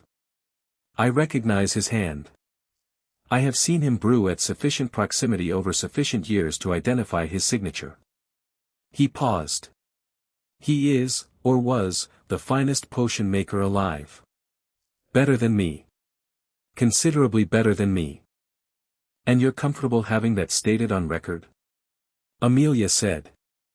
I find I am, yes, Snape said. In this particular context. When you designed your 8 compounds, Shacklebolt said, did you have any suspicion of what they were being used for? A longer pause. The kind of pause that contained a real answer struggling with how honest to be about it. I suspected, Snape said finally, that the student in question was being managed in ways that exceeded standard therapeutic application. The compounds I was asked to design were not designed for short-term therapeutic use. They were designed for sustained multi-year deployment. He looked at the table. I asked Dumbledore once why a monitoring potion required that profile. He gave me an answer that I found sufficient at the time. Another pause. I find it less sufficient now. What was the answer? That the student's circumstances required long-term support that standard measures couldn't provide, Snape said. That it was necessary for, and I recall this precisely, the larger protection of everyone involved. He was very good at that kind of answer. It had enough genuine information in it to feel real and enough ambiguity to cover anything. Amelia studied him. Snape had the look of a man sitting in a house he'd helped build, looking at the architectural plans for the first time, seeing what the building was actually for. Were you aware, she said, of the compound's loyalty targeting function? No, he said. The intelligence suppression? No. The systematic emotional modulation? His expression moved slightly. No. Professor Snape. She leaned forward. Is that the full extent of your knowledge? He met her eyes, and for a moment the black gaze did something it didn't usually do, it acknowledged, openly, a calculation taking place. I will provide a full written account, he said, of every commission I received from Dumbledore related to potions development over the past 15 years, the stated purpose I was given for each, and my assessment of the gap between stated and actual purpose. He folded his hands on the table. I believe you will find it relevant. I believe I will too, Amelia said. She let him go at 4:30, with a legal hold on his departure from Britain and an instruction to deliver the written account by the following morning. He left without the theatrical sweeping he usually deployed on exits, which told her something.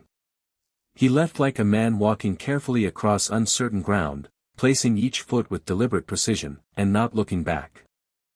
The Wisingamot emergency session had been announced for the following morning, and by the time the afternoon was running into evening, the political machinery of Wizarding Britain was running at a pitch that Amelia hadn't seen since you-know-who's first fall. Every faction had activated. Every alliance was being tested. Owls were crossing between ministry officials and Wisingamot members and heads of the major families at a rate that had the Owl office reporting unusual volume for the third straight hour. The dominant lines were becoming clear. One camp, led vocally by senior Wisingamot member Edgar Cartwright and quietly by about a third of the body's membership, was arguing that the charges against Dumbledore, whatever their evidentiary merit, needed to be processed through extraordinary care given the individual's central importance to the war effort against Voldemort, which camp also required them to concede Voldemort had returned, which many of them had been avoiding, and the cognitive dissonance of this was giving Amelia's team some wry quiet satisfaction. A second camp, smaller, more surprising in its composition, had coalesced around demanding full transparency and the fastest possible prosecution. This camp included, unexpectedly, several members Amelia would have expected to be Dumbledore's strongest defenders, and she read their motives with the skepticism of experience, some genuinely outraged, some calculating that the political weather had shifted and wanting to be on the right side of the shift before it completed. The third and most interesting camp was saying nothing at all, and doing it very publicly, which meant they were waiting to see what the evidence looked like in full before committing. Narcissa Malfoy sent a note to Amelia's office at 5 in the afternoon. It was 5 words, "I have relevant information. Tonight." Amelia wrote back, 7 o'clock. My office. Narcissa Malfoy arrived at exactly 7, which Amelia had expected, impeccable punctuality being as much a part of the Black Malfoy presentation as the robes and the posture. She sat in the chair across from Amelia's desk with the precise elegance of someone for whom grace under pressure was not performed but structural, and for a moment neither of them spoke. "I'll skip the preamble," Narcissa said. "Please," Amelia said. "Lucius received a visit from Dumbledore 3 years ago.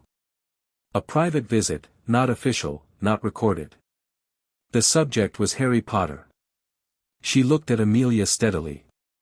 "Lucius was, you are aware of his political activities and his particular allegiances. He was not at that time a person one would have associated with Dumbledore's confidence." "What was the subject of the visit?" "Dumbledore wanted assurance," Narcissa said, "that the Malfoy family's activities would not, in his word, accelerate. He wanted a period of relative quiet from that quarter.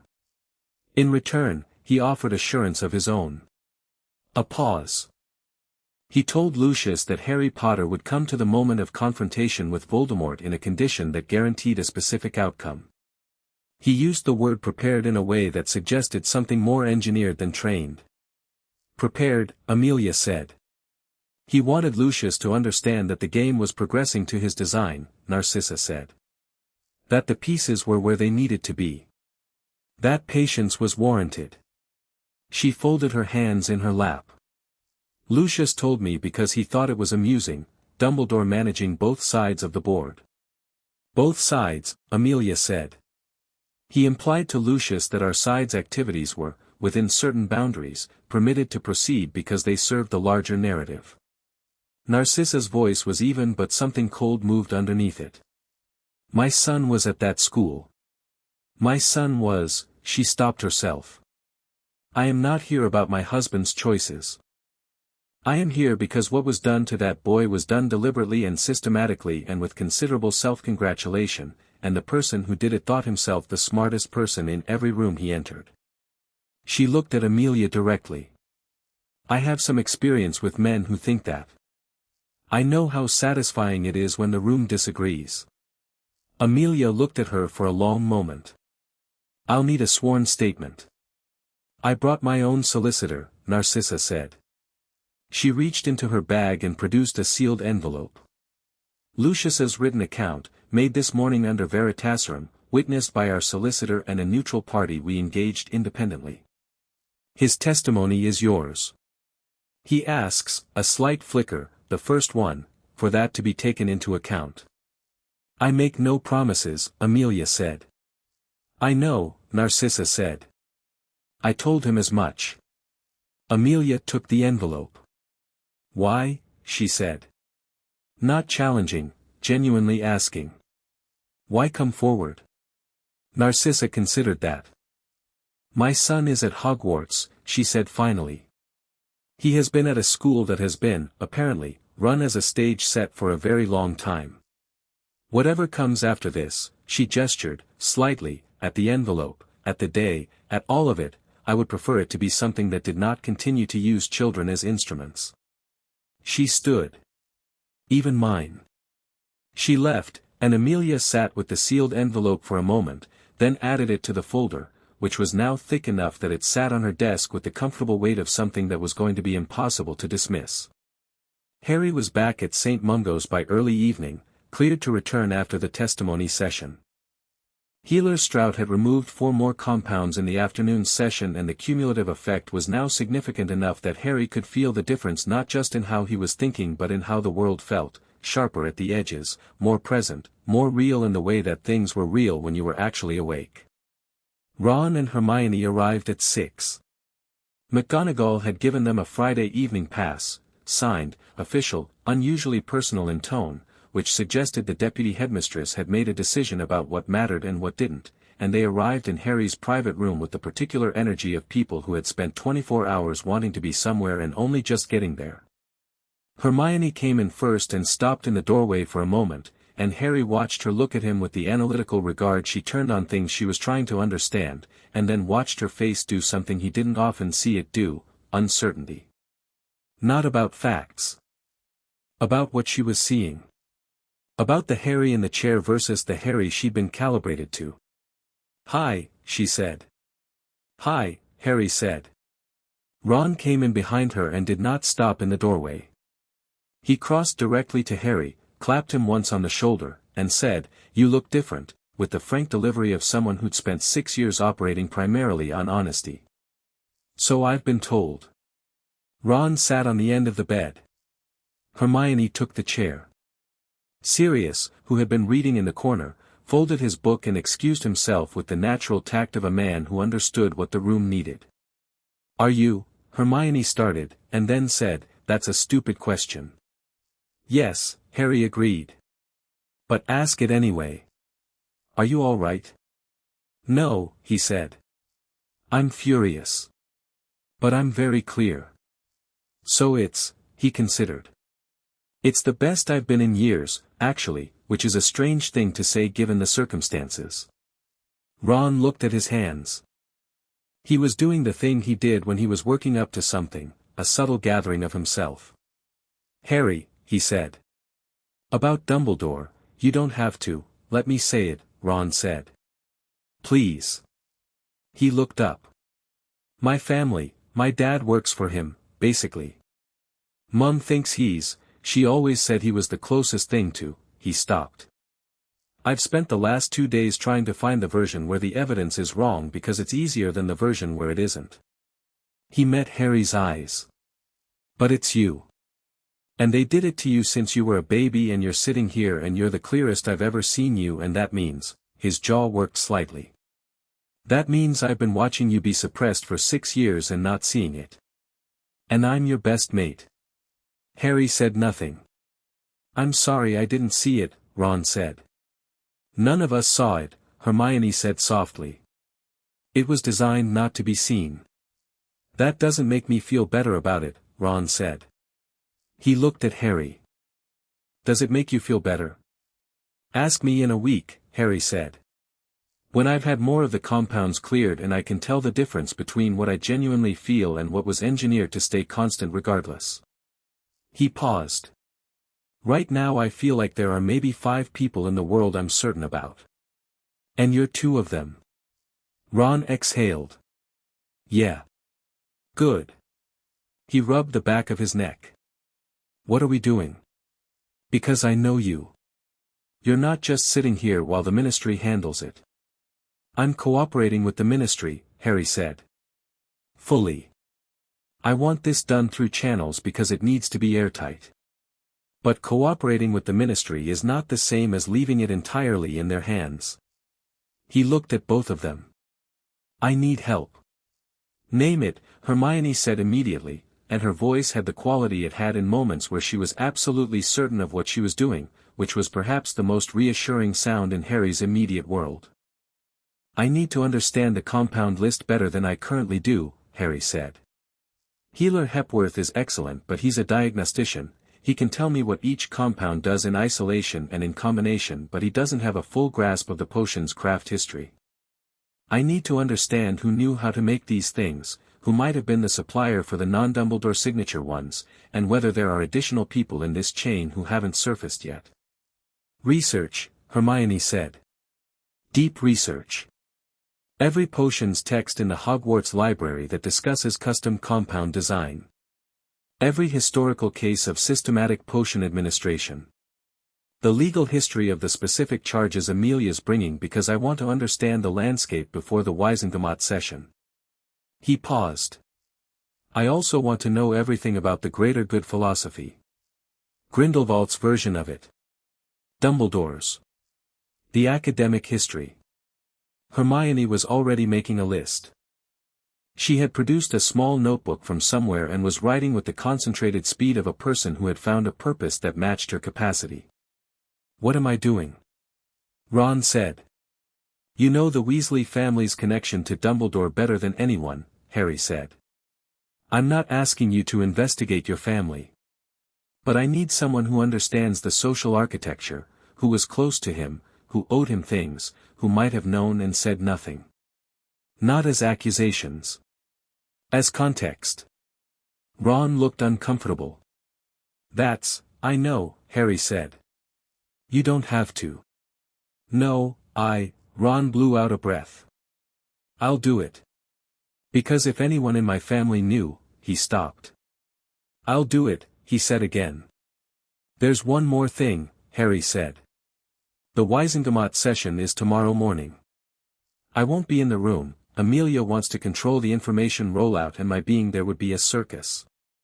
But I want to know everything that happens, in real time if possible. Lee Jordan's dad works in the ministry, Ron said immediately. He's friendly. And Fred and George have been trying to develop a long-range communication charm for months. Ask them to expedite, Harry said. Hermione looked up from her list. Harry. She hesitated, which was unusual enough to make him pay attention. What is it you actually want, at the end of all this? Not just justice in the legal sense. What do you want the world to look like when it's over? Harry thought about that honestly, the way he'd been thinking about things all day with the new clarity of a partially cleared mind. I want the truth to be so thoroughly established, he said, that there is no version of the story anyone can tell that puts Dumbledore back in the position of the Great Protector. I want every compound named and dated and traced. I want the court record to exist permanently. I want the people who designed this, the people who knew and said nothing, and the people who benefited from my suppression to be publicly, legally, permanently accountable. He paused. And I want to be left alone to figure out who I actually am when all of this is gone from my system. Hermione looked at him for a moment. That's very specific, she said. I've been thinking about it for 2 days. The last part, she said carefully, finding out who you actually are. Are you afraid of that? Harry considered it. The question deserved an honest answer. No, he said. I think I'm looking forward to it more than anything. He looked at the diagnostic charts on the wall, the receding green, the gradual restoration of his own actual outline. Whatever I am without the suppression, I think it's going to be better than what I was designed to be. The room was quiet for a moment. Right then, Ron said. He stood up, rubbing his hands together in the way he had when he was committing to something. Hermione, library at first light. I'll already be there, she said. Harry watched them and felt something that the loyalty compounds had been designed to simulate, but that this was not a simulation of, this was the real thing, running in the real neural pathways, unanchored and unengineered and freely chosen. The distinction was new enough to be remarkable. "Thank you," he said. Ron said, "Yeah, obviously," in the tone of someone for whom thanks in this context was unnecessary, bordering on strange. Hermione said nothing, just looked at him with an expression that communicated everything that required no words and would have needed too many if attempted, and then they left, and Harry turned back to the window and the London night and the measured quiet of a mind that was, compound by compound and hour by hour, becoming entirely his own. Tomorrow, the Wizengamot. Tomorrow, Dumbledore in front of his peers, his colleagues, the institution he had shaped and run and operated inside of for longer than most of them had been alive. Harry was ready. Chapter 4, The Trial. The Wizengamot convened at 9 in the morning, and by 8:45 the tiered stone courtroom in the depths of the Ministry was full. Not just the members, the public gallery, which existed technically for transparency and practically had been used for perhaps a dozen sessions in the past 20 years, was packed. Word had moved through Wizarding Britain the way it always did when something genuinely historic was happening, not through any official channel, not through the Prophet, which had run 3 editions in 24 hours and still couldn't keep pace with the actual information flow, but through the specific human mechanism of people who knew people telling people who knew other people, and all of those people arriving at the Ministry in their best robes with the slightly dazed energy of individuals who understood they were present for something they would be describing for the rest of their lives. Amelia had fought to have the gallery cleared. She'd lost that fight at 7:30 when 3 different Wizengamot members had independently cited the public transparency provisions in the Court Charter of 1692, and she'd accepted the loss with the pragmatism of someone who had calculated that a public record of these proceedings was, on balance, more useful to her case than its absence. She took her seat at the front of the chamber and spread her documents in front of her and watched the room fill. The Wizengamot members arrived in their plum-colored robes, filling the stone benches in the tiered semicircle, talking among themselves in the specific register of people who were performing composure rather than actually feeling it. She identified the factions by proximity and body language. The Cartwright camp clustered on the left, the transparency block spread across the upper tiers, the uncommitted middle sitting with the slightly hunched posture of people conserving themselves for whichever direction turned out to matter. Cornelius Fudge arrived at 8:55 and took the minister's chair with the expression of a man trying to look more decisive than he felt. At exactly 9 o'clock, the defendant was brought in. The silence that fell when Dumbledore entered the courtroom was not the silence of shock or horror. It was more complex than that, the silence of a large number of people encountering something that required the revision of a mental architecture they'd spent decades constructing, and finding that the revision was large enough to require a moment of stillness. He walked in with 2 Aurors on either side, and he walked as he always walked, straight, unhurried, with the natural gravity of a man who had occupied important rooms for so long that his presence in one was simply correct.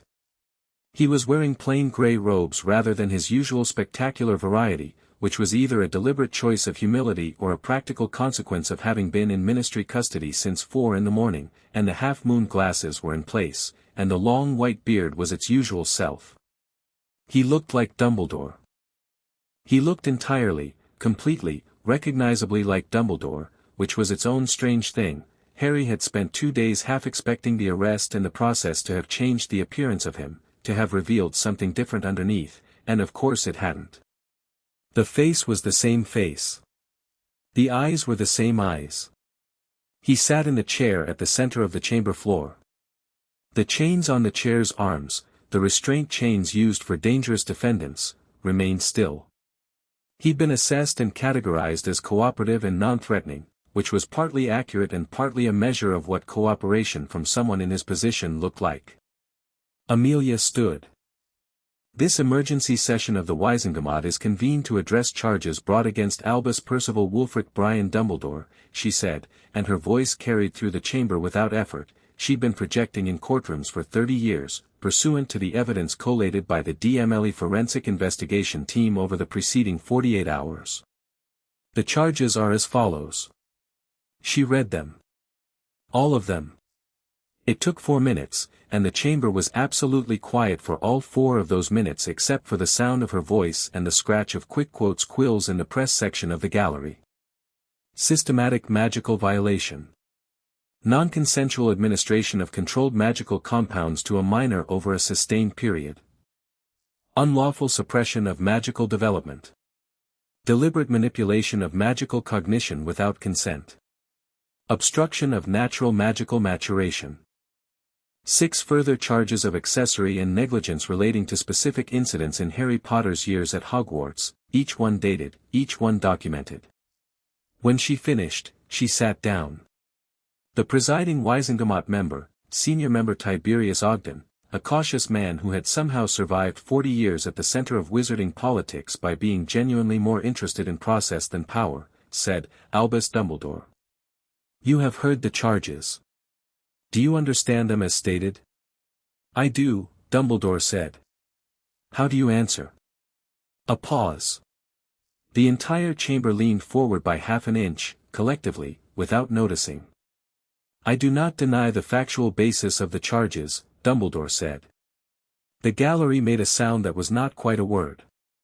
"I ask," he continued, his voice as calm and considered as if he were beginning a speech at a school feast, for the opportunity to provide context for the actions described.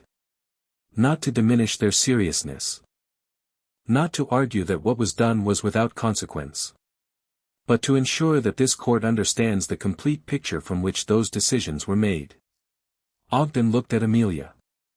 "The DMLE does not object to the defendant's account being heard," Amelia said, with the specific tone of a woman who had already anticipated this and had reasons for permitting it. Ogden nodded. "You may proceed." Dumbledore spoke for 35 minutes, and in 30 years of courtroom experience, Amelia had never heard anything quite like it. He did not excuse himself.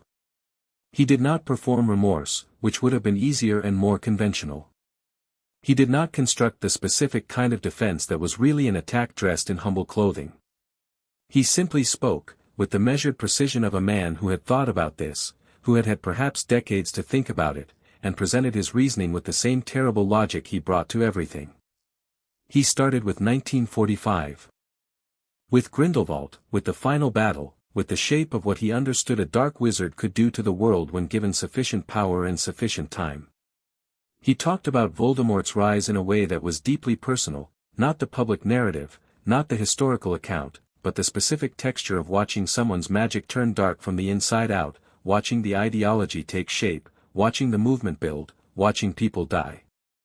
He talked about the prophecy in a way that confirmed what Harry had already inferred, that the moment the prophecy existed, Harry Potter was a fixed point in the architecture of the future, and everything else was engineering toward the moment that fixed point could fulfill its function. The boy had to survive, Dumbledore said. That was the first requirement. Not just physically, the magical community's first instinct would have been to protect him physically, to hide him, to make him safe in the simple sense. But I understood, from the nature of the connection between them, from the specific magical signature of the protection Lily's sacrifice created, that physical safety was insufficient. What was needed was a weapon. And a weapon, to be effective against an enemy of Voldemort's nature, had to be specific in its formation. The chamber was perfectly still. Voldemort could not be defeated by power alone, Dumbledore said. The history of dark wizard conflicts was littered with people who had tried power alone. What the prophecy described, what I came to understand over years of analysis, was a defeat that had to come from something Voldemort fundamentally could not comprehend or counter, love, in the specific magical sense. Sacrifice. The willingness to die for another. These were not weaknesses in Harry. They were the mechanism. He paused. A boy who knew his power in full, who understood from an early age the scope of his own capability, would have approached the problem differently. He would have sought, as powerful people seek, a solution through that power. He would have been a general rather than a sacrifice. And you couldn't allow that, Amelia said. I could not risk it, Dumbledore said. So you suppressed his intelligence, she said. His emotional capacity for sustained anger. His ability to question the people directing him. You engineered his loyalty to yourself so that even when you failed him, and I have 37 documented incidents of specific failures in front of me, he would come back. Yes, Dumbledore said. The gallery made the sound again.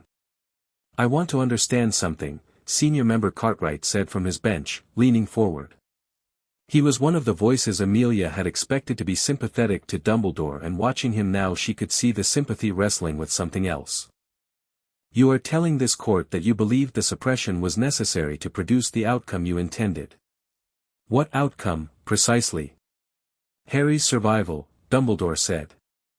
With some modifications I did not anticipate, in the final stages of my planning. But primarily, Harry's survival. And the defeat of Voldemort. Both of which, Cartwright said slowly, appear to have been achieved. Not yet, Dumbledore said. Voldemort has returned. The final confrontation has not yet occurred. What I implemented was designed for that confrontation. You are arguing, Amelia said, very carefully, that the systematic violation of a child's autonomy, cognition, and emotional life for 15 years is justified by an outcome that has not yet occurred. I am arguing, Dumbledore said, that it was necessary for an outcome that I believe, with every instrument of knowledge and foresight I possess, is the only outcome in which Harry Potter does not die and Voldemort is not defeated. He looked at Amelia over his half-moon glasses. I am not arguing that I was right.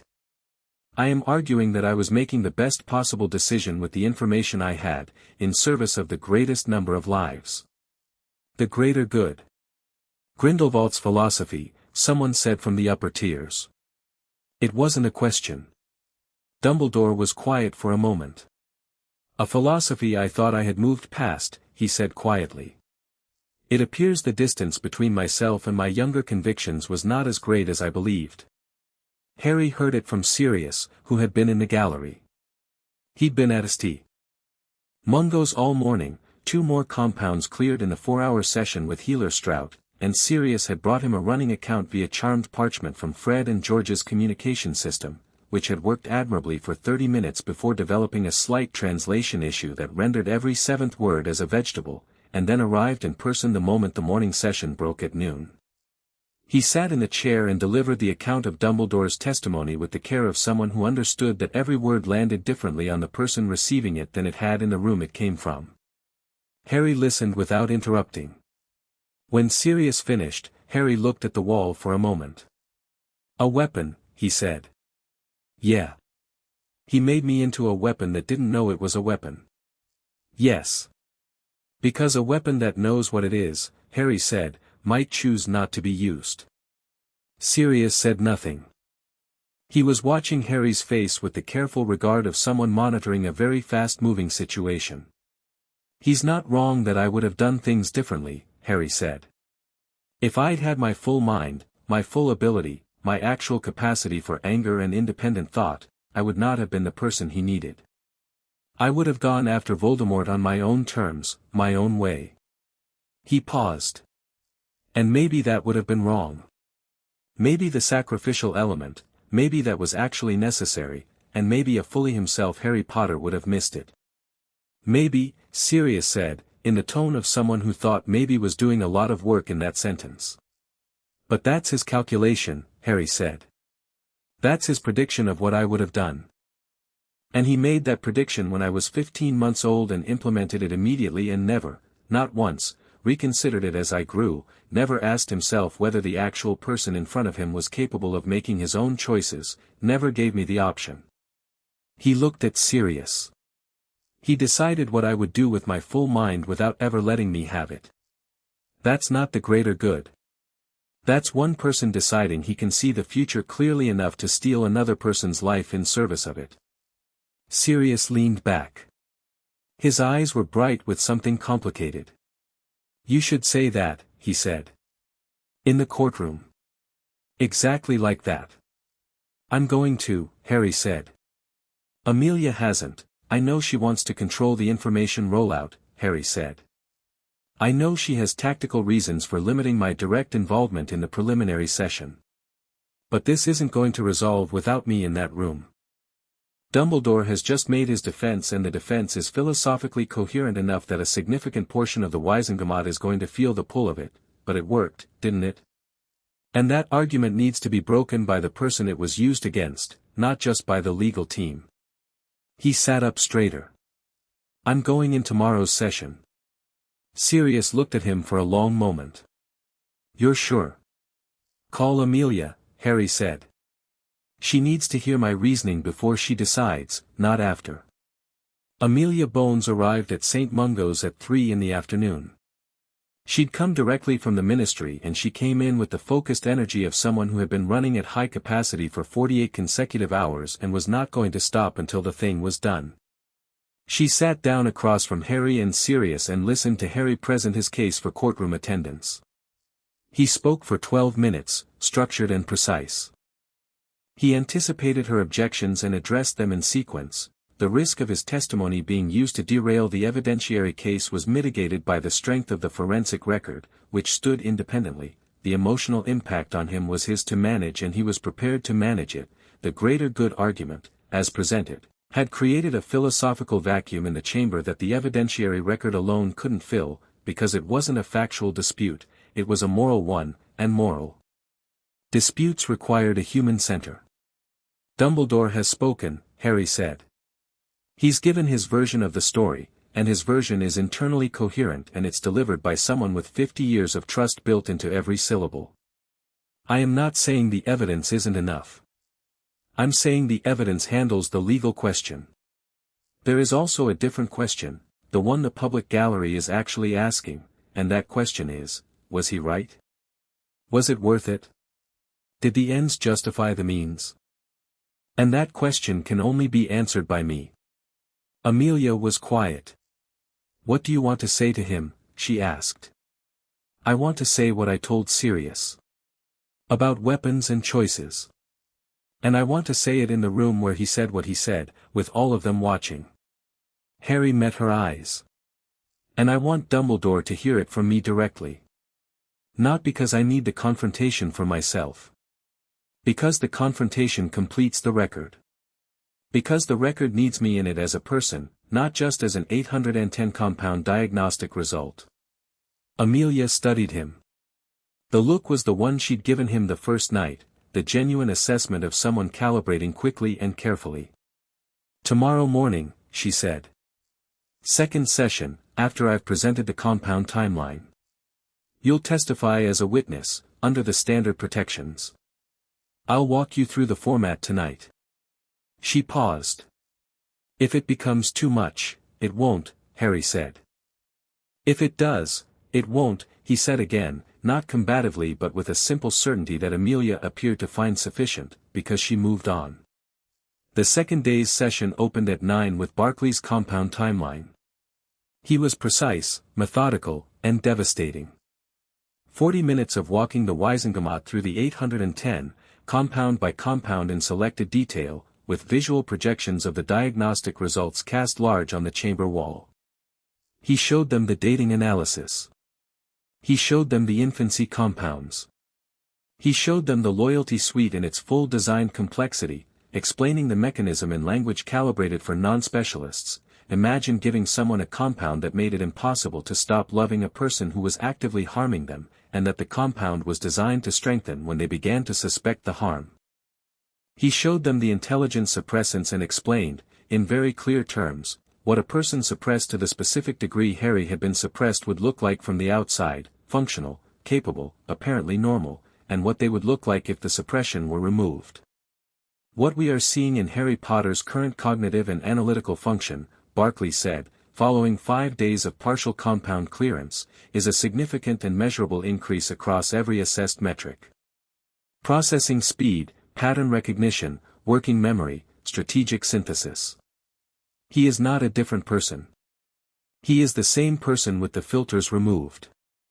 And the person with the filters removed is, he paused, consulting his notes, though Amelia suspected he didn't need them, in the 99th percentile across every measure we have for a wizard of his age and magical background.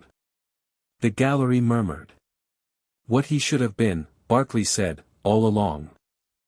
Cartwright, from his bench, said, if the removal of the compounds produces the outcomes you describe, increased function, greater capacity, is it not possible that these compounds were administered for therapeutic or stabilizing reasons?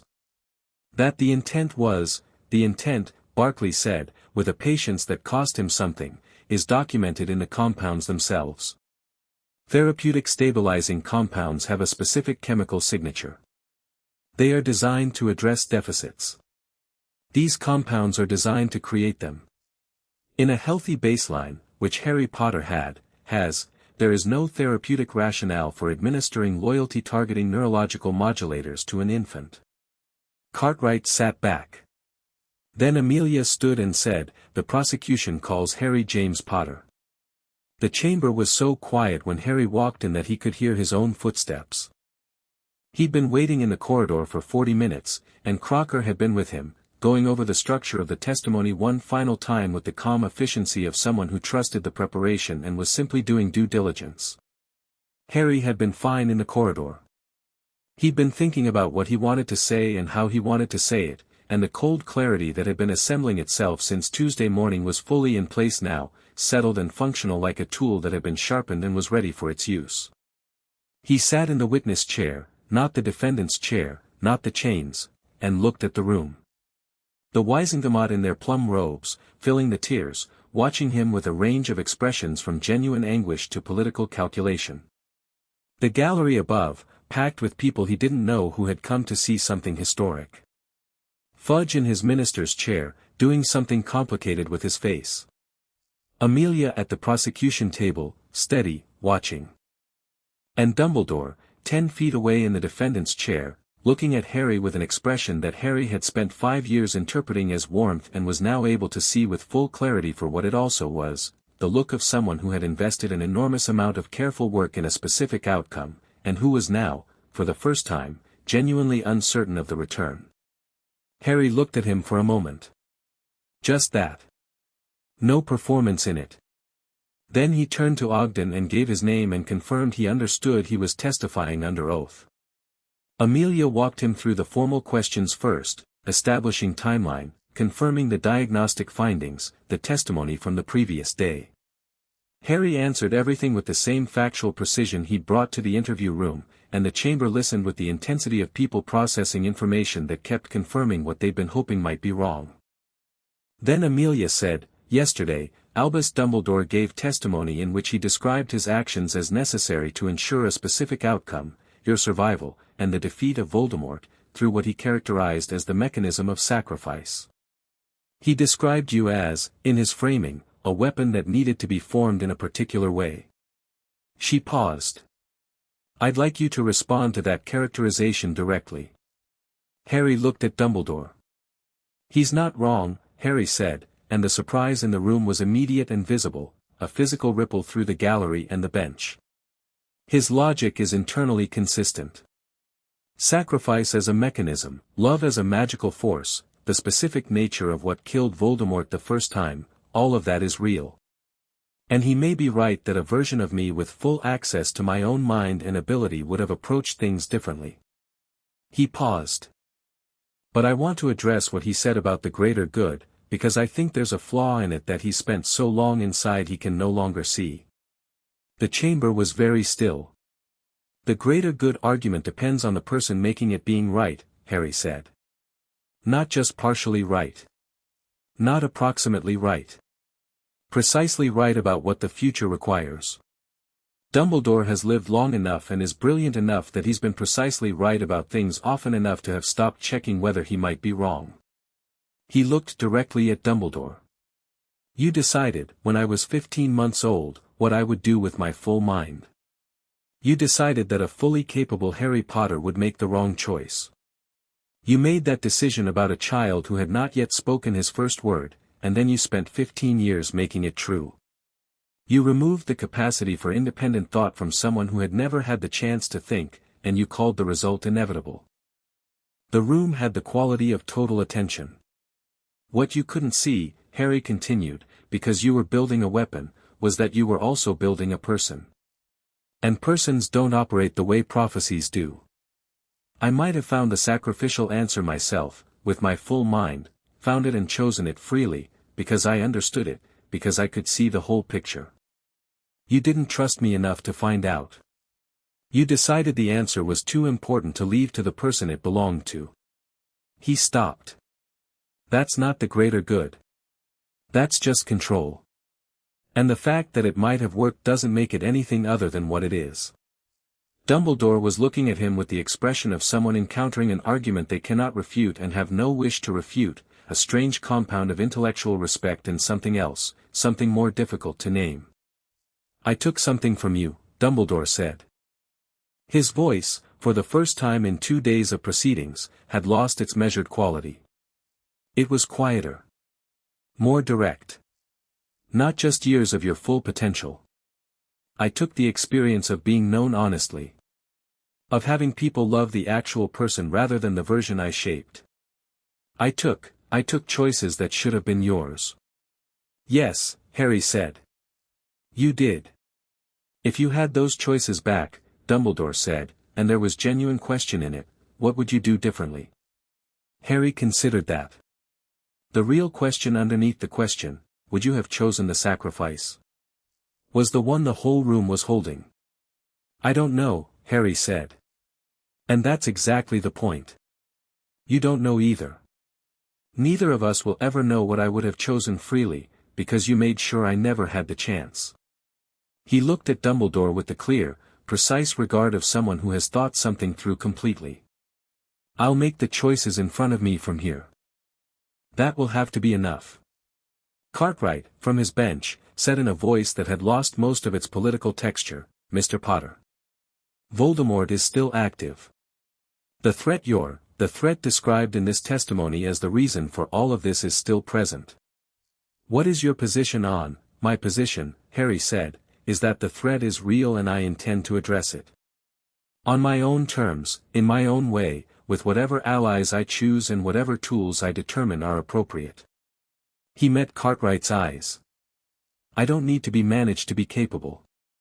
I just needed to be left alone long enough to become myself." A beat. "One more question," Amelia said. "What do you want this court to do?" Harry had thought about this. He'd thought about it for 2 days, turning it over, being honest with himself about the answer. "I want the full evidentiary record entered into permanent public record," he said. "Every compound documented, every date, every designed function. I want whatever penalties this court has the authority to impose to be imposed and enforced. I want every person in this chain, those who designed, those who administered, those who knew and said nothing, identified and held to account." He paused. "I don't want revenge. I want it to be impossible for this to happen again to anyone else. I want the record to be so comprehensive that the next person who considers this approach has to look at it in full detail and know exactly what it is." He looked at the room. "That's what I want." Ogden adjourned for deliberation at 11:40. Harry sat in the corridor with Sirius and Crocker and waited.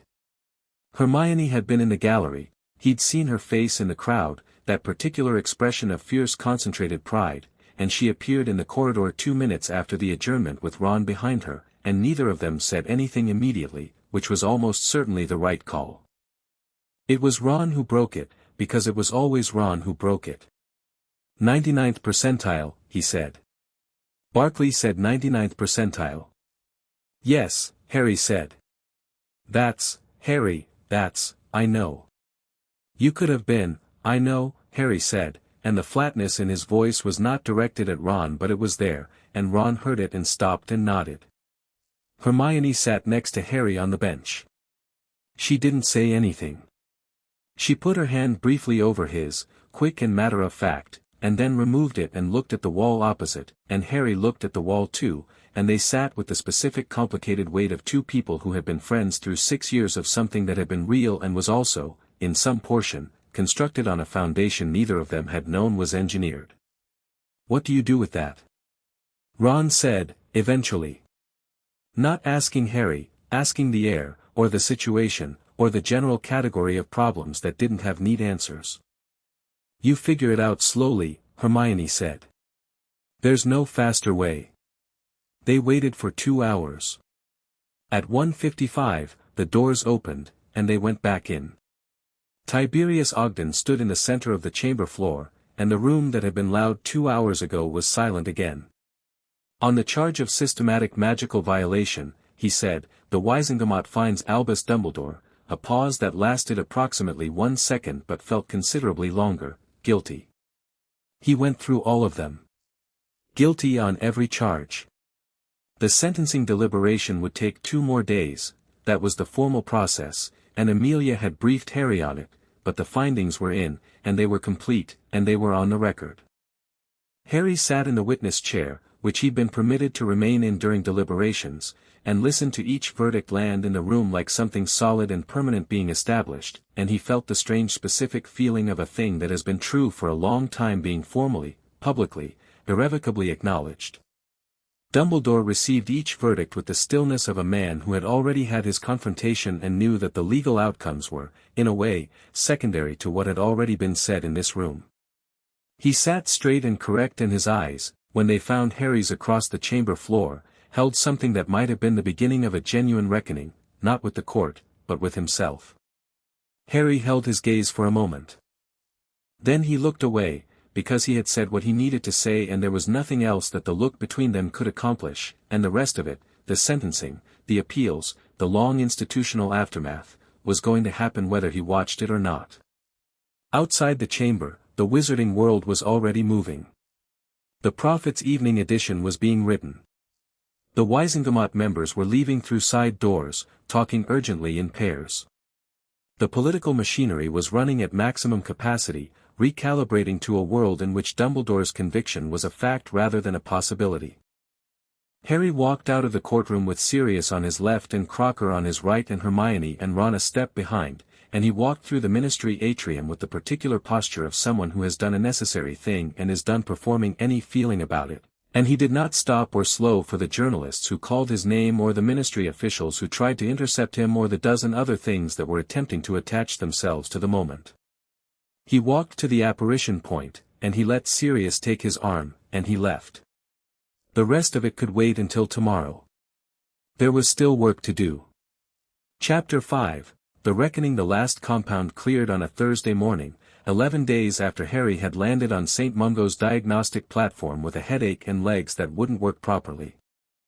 Healer Strout marked it in his chart with the specific quiet satisfaction of someone completing a long and difficult piece of work, and then she sat down across from him and looked at him the way she'd looked at him every morning, that careful professional regard that had gradually, over 11 days, acquired the additional texture of genuine personal investment. "That's all of them," she said. Harry sat with that for a moment. 810 compounds. Gone. The clearance process had been staged and careful and at several points deeply unpleasant. 3 of the semi-dormant compounds had activated during removal, producing short periods of intense emotional flooding that Harry had managed with the specific gritted-teeth pragmatism he brought to most unpleasant things. One afternoon had been spent in a kind of grief that had no precise target, a mourning for 15 years of his own life that he couldn't break down into specific losses because the losses were too comprehensive to itemize. He'd let it happen, hadn't tried to manage it, and it had passed by evening the way that kind of thing did when you let it run rather than suppressing it. Suppressing things, Harry had decided, was over. Now he sat in the clean quiet of the private room and tried to locate something he could describe as how he felt without it being inadequate, and found that language was insufficient for the experience of being entirely oneself for the first time. It wasn't elation, though there was something in that range. It wasn't relief, though that was present too. It was more fundamental than either. It was the sensation of a structure being complete, of a building having its final wall, of a person occupying their own full dimensions for the first time. "How's your head?" Strout asked. "Clear," Harry said. "Magic?" He called his wand from the bedside table without reaching for it, a simple accio, and caught it, and the current between his hand and the wood was different, not larger, exactly, but more precise, like a signal that had been traveling through interference and was now traveling clean. He could feel the edges of his own core in a way he'd never been able to feel them before, a full 360-degree awareness of the thing that made him a wizard. The boundaries of it were considerably further out than he'd expected. "That's a yes," Strout said, and she smiled. "How long do I need to stay?" "You're medically clear for discharge today," she said.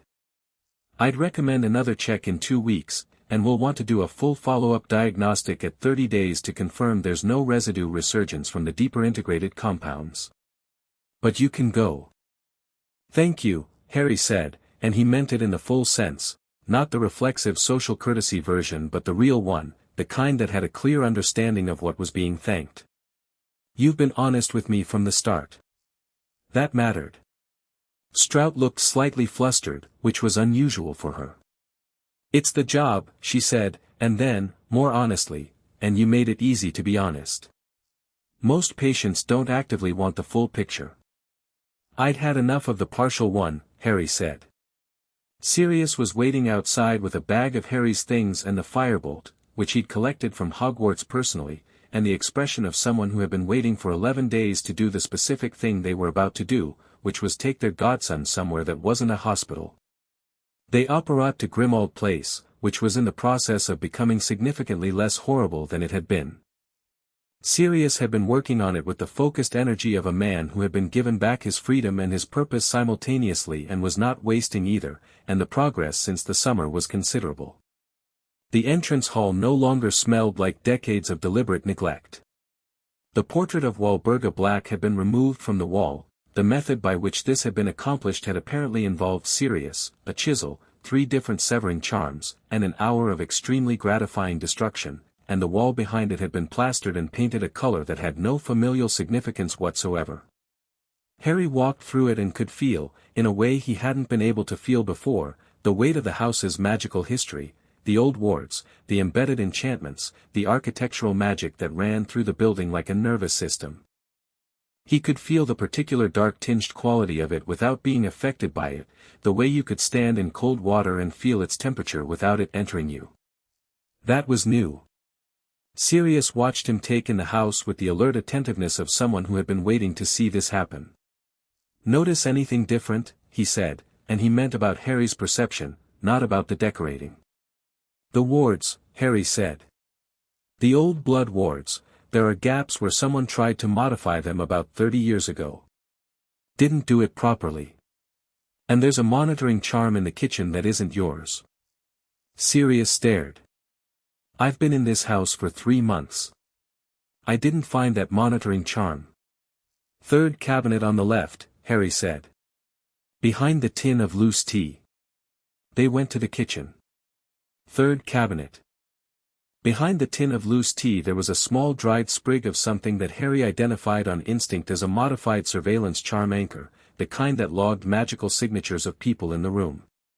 It was old, maybe 15 years, and it had been dormant for most of that time, and it was undeniably there. Sirius picked it up with 2 fingers like it had personally offended him, which in a meaningful sense it had, and dropped it in the fire. "Well," he said. "I want to go through the whole house," Harry said. "Properly. Today. After breakfast," Sirius said.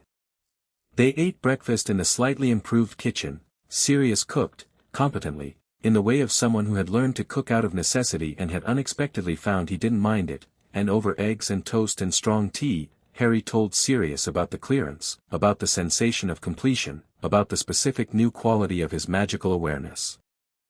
Sirius listened with the focused attention he brought to everything Harry related now, not the anxious overprotective attention that the loyalty compounds had always slightly activated in Harry as claustrophobic, but something more comfortable. Like sitting next to someone who was genuinely present without requiring anything from the presence. "The Wisengamot sentencing is tomorrow," Sirius said. "I know. You're going."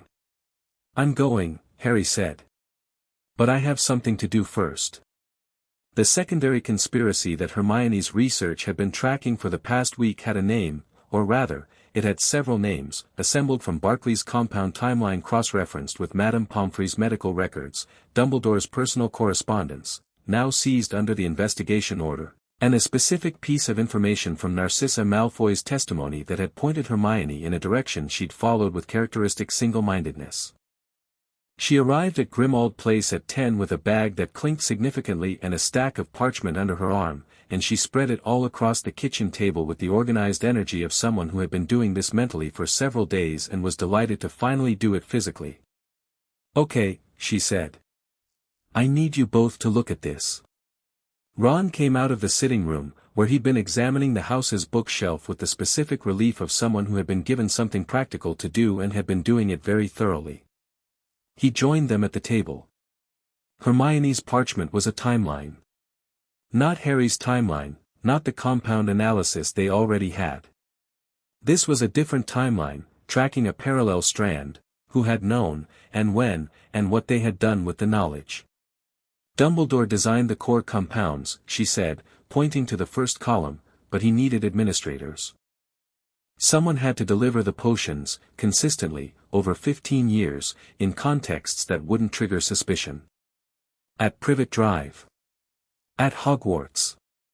Through food, through water, through magical environmental exposure. The forensic team identified the administration methods weeks ago. I asked Barkley for the full report and he was very cooperative. He likes you, Ron said. He likes good research questions, Hermione said without breaking rhythm. The Dursleys' household, the primary administration route before Hogwarts, used the local magical water table. There's a minor enchantment underneath the entirety of Privet Drive that predates even the Fidelius on the Potter's house. It was placed there specifically. Someone did the groundwork of making sure number 4, Privet Drive, was a controlled environment before Harry ever arrived. Who? Harry said. The ward signature matches someone from Dumbledore's inner circle, Hermione said. Pre-order of the Phoenix era. The specific magical pattern is consistent with a wizard named Elphias Doge, Dumbledore's oldest friend, biographer-in-waiting, sitting Wisengamot member. Harry looked at the parchment. Doge didn't know the full purpose, Hermione said carefully. Or at least, the evidence doesn't confirm full knowledge. What the evidence confirms is that he placed enhancement wards on that address at Dumbledore's request without asking what they were for. That's still accessory. But it's different from knowing. Different from Mundungus Fletcher, Ron said. Show him. Hermione moved to the second section of the timeline. Mundungus Fletcher has been running errands for Dumbledore for years, that's not news. What is news is that the specific potions administered through Harry's food at Hogwarts, the sustained dose variants that went into the general food supply for the high table and were calibrated to concentrate in Harry's portions through a targeting charm in his cutlery, were supplied through Fletcher. Who sourced them from a private brewer who is currently very much alive and very much hoping that nobody has connected those supply records. Where are the supply records? Harry said. Hermione produced a folded sheet from underneath the stack. In Dumbledore's study at Hogwarts, behind the false back of the second bookcase from the door, in a locked box that responded to a specific magical signature. She paused. Professor McGonagall gave me access. She found out about the false bookcase from Phineas Nigellus, who apparently has been waiting for permission to be useful and has a great deal of stored information about that office. Good old Phineas, Sirius said, in a tone that suggested his feelings about his ancestor were complicated. The brewer, Harry said. Who is it? A potions master named Cassius Rowe, Hermione said. He had a private practice in Hogsmeade until about 8 years ago when he retired to Wales. He's not famous, not prominent, not anyone whose name would ring bells, which is presumably why he was chosen. He's brilliant, technically. The compound signatures Barkley couldn't attribute to Dumbledore or Snape are Rowe's. He was responsible for the bulk administration compounds, the sustained dose variants, the background environmental ones. Not the sophisticated custom design. The delivery infrastructure. The logistics, Harry said. Yes. Which means Dumbledore designed the philosophy and the core compounds, Harry said, thinking through it. Snape did specialist work he was told was therapeutic, Rowe handled the bulk administration, Fletcher handled the supply chain, and Doge prepared the environment. That's the chain as I have it, Hermione said. There may be others I haven't found yet. Harry looked at the timeline. 5 people. 5 people who had, in various degrees of knowledge and culpability, participated in what had been done to him. He looked at it the way he had been looking at difficult things recently, with full attention, without flinching, without the compound smooth tendency to find the way toward forgiveness before he'd fully processed what he was forgiving. Amelia needs all of this today, he said. I've already prepared a copy for her, Hermione said, and produced a second identical stack. I wanted you to see it first. When did you? This morning at 6, she said. I've been up since 5.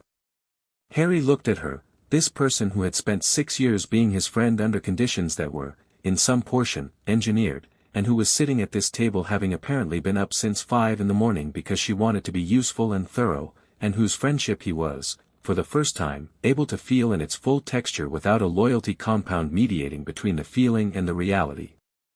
It was considerably warmer and more specific than what he'd been experiencing before. Hermione, he said. Don't, she said, looking at her parchment. I'm going to. Please don't.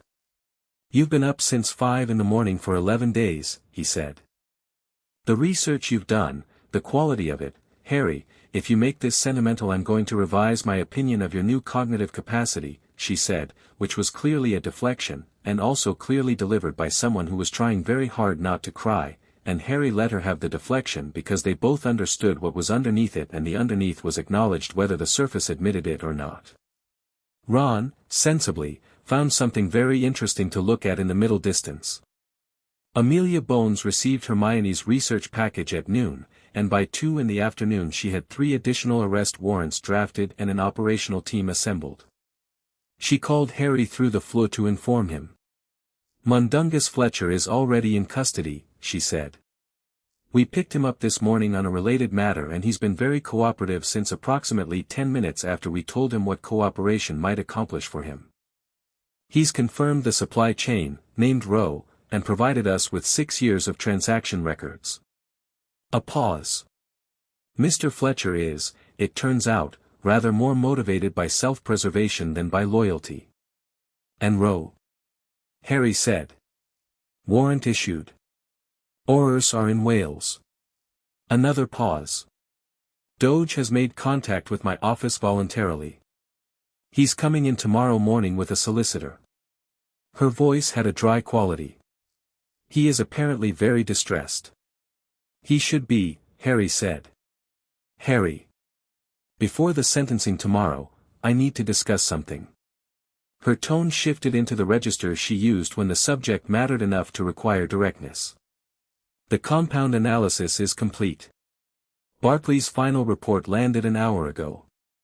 A pause. The 99th percentile assessment was based on partial clearance, 11 days ago. The final assessment, with full clearance, is different. Harry was quiet for a moment. Different how? There isn't a standard percentile for it, Amelia said. Barclay's language was, he said, unprecedented in the context of measured magical and cognitive function for a wizard of your age. He said the closest historical parallels he could find in the literature were, she paused. He cited Dumbledore. At the same age. The kitchen was very still. Sirius and Ron and Hermione were all looking at Harry and not pretending they weren't. I see, Harry said. The specific comparison he made, Amelia said carefully, was that you are, at 15, roughly equivalent to what Dumbledore was at 15. Before 40 years of additional development. She let that sit. I wanted you to know before the sentencing tomorrow. Because it's relevant to the public record, and because it is, given the context, a detail with significant implications. What you're telling me, Harry said, is that he suppressed someone who was already his equal as a child. Yes, Amelia said. That is what I'm telling you. He thought about that. He thought about Dumbledore at 15, brilliant, ambitious, already understanding the world in the specific way that people with exceptional minds understood it, and he thought about looking at a child with that same quality and deciding that what needed to happen was suppression. Not guidance. Not partnership. Not the honest conversation between two people who could both see clearly. Suppression. Because a weapon that knew what it was might choose not to be used. All right, Harry said. Thank you. He ended the flue call and sat back down at the kitchen table, and Sirius and Hermione and Ron waited without speaking. "Unprecedented," Ron said finally. He wasn't being funny about it. He was processing. "It doesn't change anything," Harry said. "It changes everything," Sirius said, and his voice had something fierce and proud in it. "Not about what you're going to do or who you are or any of that. But Harry, he looked at you and he saw it. He saw what you were and what you'd become, and instead of, he stopped, jaw tight. "Instead of helping me become it," Harry said. "Yeah." He looked at the table. "Maybe that's the part that actually angers me. Not the suppression of something ordinary. The suppression of something he recognized." The kitchen was quiet for a moment. Then Harry looked up with the specific expression he'd been wearing more and more since the compounds cleared, alert, forward-facing, the expression of someone for whom the past was being processed without being allowed to become the primary direction. "I need to do something tonight," he said. "Before the sentencing tomorrow." "What?" Sirius said. "I need to go to Hogwarts." McGonagall met him at the gates at 7 in the evening, and she did something Minerva McGonagall did not often do. She stood for a moment when she saw him and simply looked, and what was in her face during that moment was not an expression Harry could fully categorize but that he recognized as genuine, unguarded, and costly for her to show. "Harry," she said. "Professor." She held the gate for him. They walked up to the castle together in the early dark, the path lit by the usual enchanted lanterns, and the castle above them was lit in its evening pattern, warm windows against the sky, the particular quality of inhabited stone at dusk. "I owe you," she said, after a stretch of walking, a significant apology. "You didn't know," Harry said. "No," she agreed. "I didn't know. But there were moments, over 5 years, where a more rigorous attention might have asked harder questions. I chose, repeatedly, to trust the framework I'd been given rather than question it." She looked ahead at the castle. "I was not the adult in the room that you deserved. None of us were. And that is a thing I will carry regardless of whether you choose to forgive it." Harry walked for a moment. "I'm not there yet," he said honestly. "With the forgiveness. It's still too close. But I don't hold it against you the way I hold it against him. You weren't the architect. You were deceived like everyone else." He paused. "I need to ask something of you tonight." "Anything," she said. "Without condition." "Hogwarts records," he said. "Every documented incident involving me from first year onward, the official records, not the versions that went to Dumbledore. The actual reports. I want to review them. And I want access to the headmaster's study, because I believe there are things in that office that haven't been found yet, and I can see magical signatures clearly enough to find them." McGonagall looked at him sidelong. "Barclay's report reached me today," she said. "Then you know." "Yes." She looked ahead. "The study is yours for as long as you need it." They entered the castle, and Harry felt it immediately, the full texture of the building's magic, more legible than it had ever been, layers of centuries of enchantment laid over each other like geological strata. The wards that protected it, the structural magic that kept the staircases moving and the windows weatherproof and the suits of armor upright. The specific magical residue of 10,000 students passing through over hundreds of years.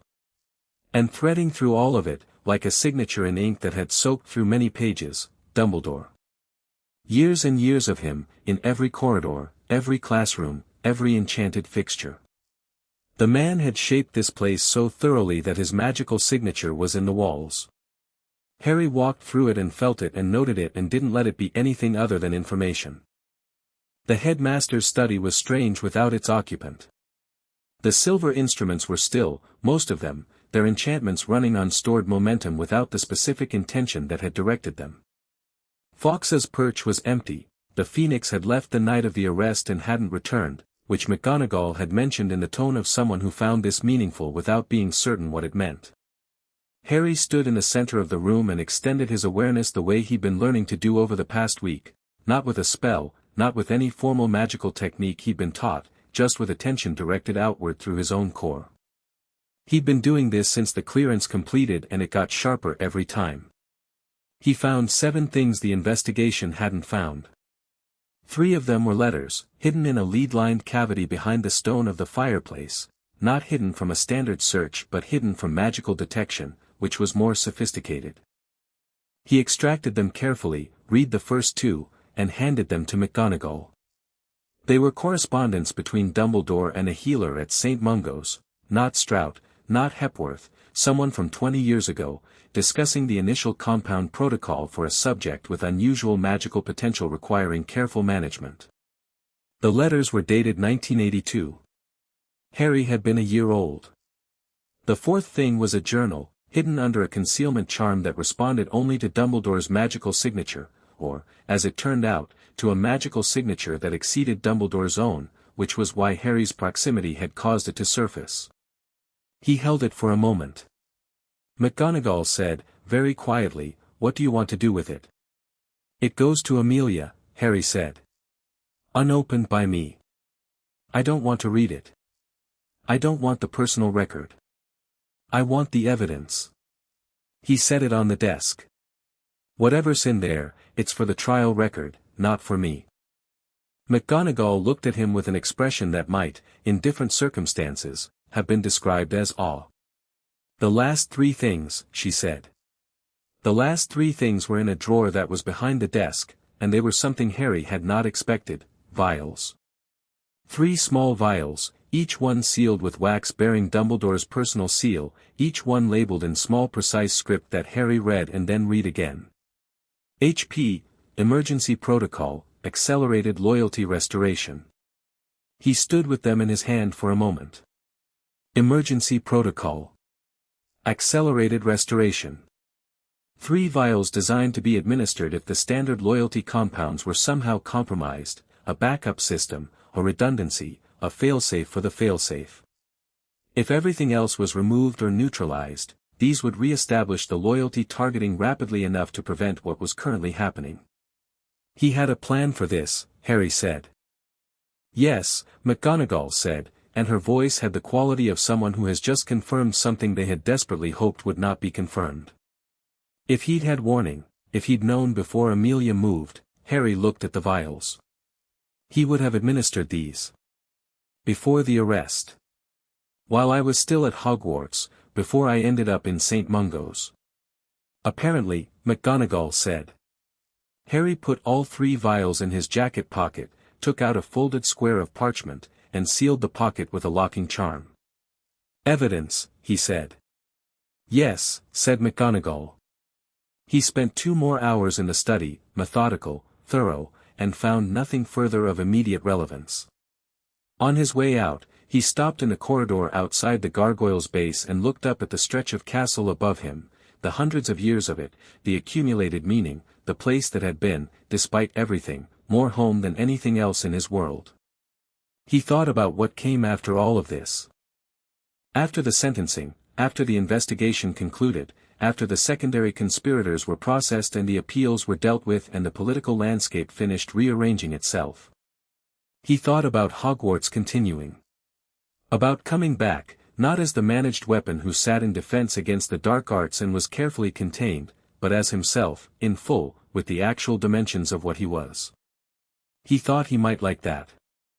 He walked back down the drive, through the dark, and apparat from the gates. The morning of the sentencing, the Prophet ran a front page that Harry read over breakfast and set down without particular feeling. The headline was Full Compound List Published, Ministry Releases Complete Diagnostic Record, and below it was exactly what he'd asked for in his Wisengamot testimony, the complete list, every compound, every date, every designed function, all of it in permanent public record exactly as he'd requested. He'd heard from Amelia late the previous evening. Cassius Rowe had been taken into custody in Wales without incident, a quiet man in his 70s who had offered no resistance and had apparently been expecting the knock on the door for 11 days. He had confirmed everything in a statement that lasted 4 hours and had been, by Amelia's account, the testimony of a man who had understood for years that what he was participating in was wrong and had continued because the person directing him was Albus Dumbledore, and Albus Dumbledore had a way of making wrong things feel inevitable. Snape's full written account had been delivered and had contained information that extended Amelia's investigation in 3 new directions, 2 of which she was currently pursuing and 1 of which she had described to Harry as deeply unpleasant and needing further verification before I act on it. Snape himself had been placed on administrative suspension from Hogwarts pending the investigation's completion, and was apparently at spinner's end, which McGonagall had communicated with the specific tone of someone who had mixed feelings about a complicated situation and was choosing professional procedure over those feelings for the present. Harry ate his toast and thought about Snape. 8 compounds, designed under false pretenses, administered without his knowledge of the target. Genuine complicity in a system without full understanding of the system.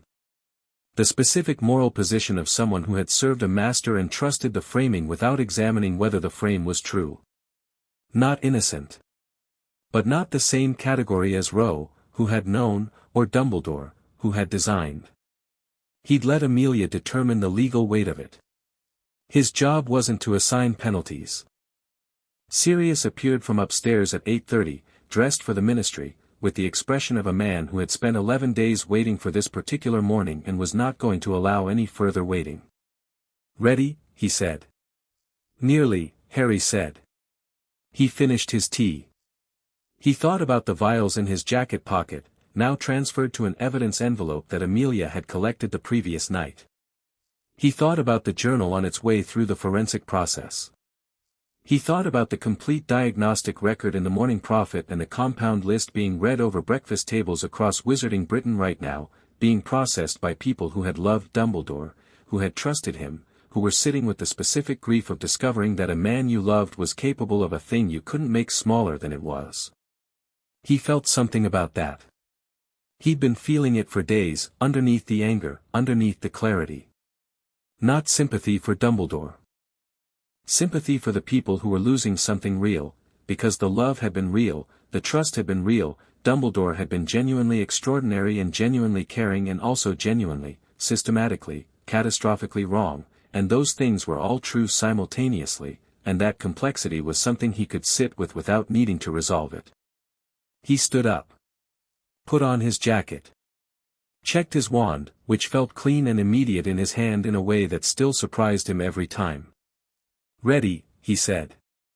The sentencing was shorter than the preliminary hearing. The deliberation had been completed, the Wisengamot had its findings, and what remained was the formal delivery of consequence. Tiberius Ogden stood in the center of the chamber floor with the full court assembled around him, and he read the sentences in the measured voice of someone for whom the weight of the occasion was not performance but genuine gravity. Dumbledore was stripped of his positions. Chief Warlock of the Wisengamot, gone. Supreme Mugwump, gone. Headmaster of Hogwarts, gone. Order of Merlin First Class, suspended pending the completion of all related proceedings. The institutional removal was total and it was permanent. On the criminal charges, 5 years in a ministry facility, not Azkaban, which remained a source of significant political debate and which Harry had privately told Amelia he was ambivalent about, because Azkaban was its own category of wrong that he didn't want his case used to validate, with structured review at 2 years. A formal magical restriction, not a full binding, but a significant limitation on advanced magical practice, for the duration of the sentence. A public record of the charges, the evidence, and the findings, to be maintained in perpetuity in the Wisengamot's official records and made available to the public archive. Financial reparations to Harry, established through a Wisengamot-controlled fund, calculated on a formula involving the duration of the violation and the assessed impact. Dumbledore heard it all with the stillness he'd maintained throughout. When it was finished, Ogden asked, formally, if the defendant had anything to say. A pause. "I spent 50 years, Dumbledore said, believing that the capacity to see further than others carried with it the right to act on what I saw, regardless of the choices of the people the actions affected. I believed this so completely that I never examined it. The examination was done for me, in the end, by a boy who had every reason to perform his anger and chose instead to present his reasoning." He looked at Harry, who was seated this time in the public gallery rather than the witness chair. "I will spend whatever time I have thinking about the distance between wisdom and arrogance, and whether that distance was ever as large as I believed." It was not an apology. Harry noticed that it wasn't an apology. He noticed that it was, instead, a statement of beginning, the start of a process that Dumbledore was announcing rather than completing. He sat with that and found that he didn't need the apology in the way he might once have needed it, and wasn't certain whether that was clarity or the beginning of the distance that forgiveness eventually required. Maybe both. When the session ended, the chamber noise that followed was enormous, the release of collective tension that had been building for 4 days, the overlap of dozens of simultaneous conversations and reactions, and the particular loud confusion of people who had gathered for something historic and were now processing it in real time. Harry slipped out of the gallery before most of the crowd had stood up, through the side corridor, and was in the atrium before anyone had organized themselves to follow him. He sat on the edge of the fountain in the atrium center, the new fountain, since the old one had been destroyed in his 5th year in a version of events that he now saw differently, the version where everything was connected to the same long management by the same careful hand, and he sat in the atrium noise and the fountain sound and let the morning finish settling into something he could carry. Sirius found him 2 minutes later, which was impressive given the crowd. He sat down on the fountain's edge and didn't say anything for a while. "Row," Harry said eventually. "Fletcher. Doge. Is St. Mungo's healer from 1982 who Amelia's still trying to identify." "Snape. The whole chain," Sirius said. "All of them in the system now.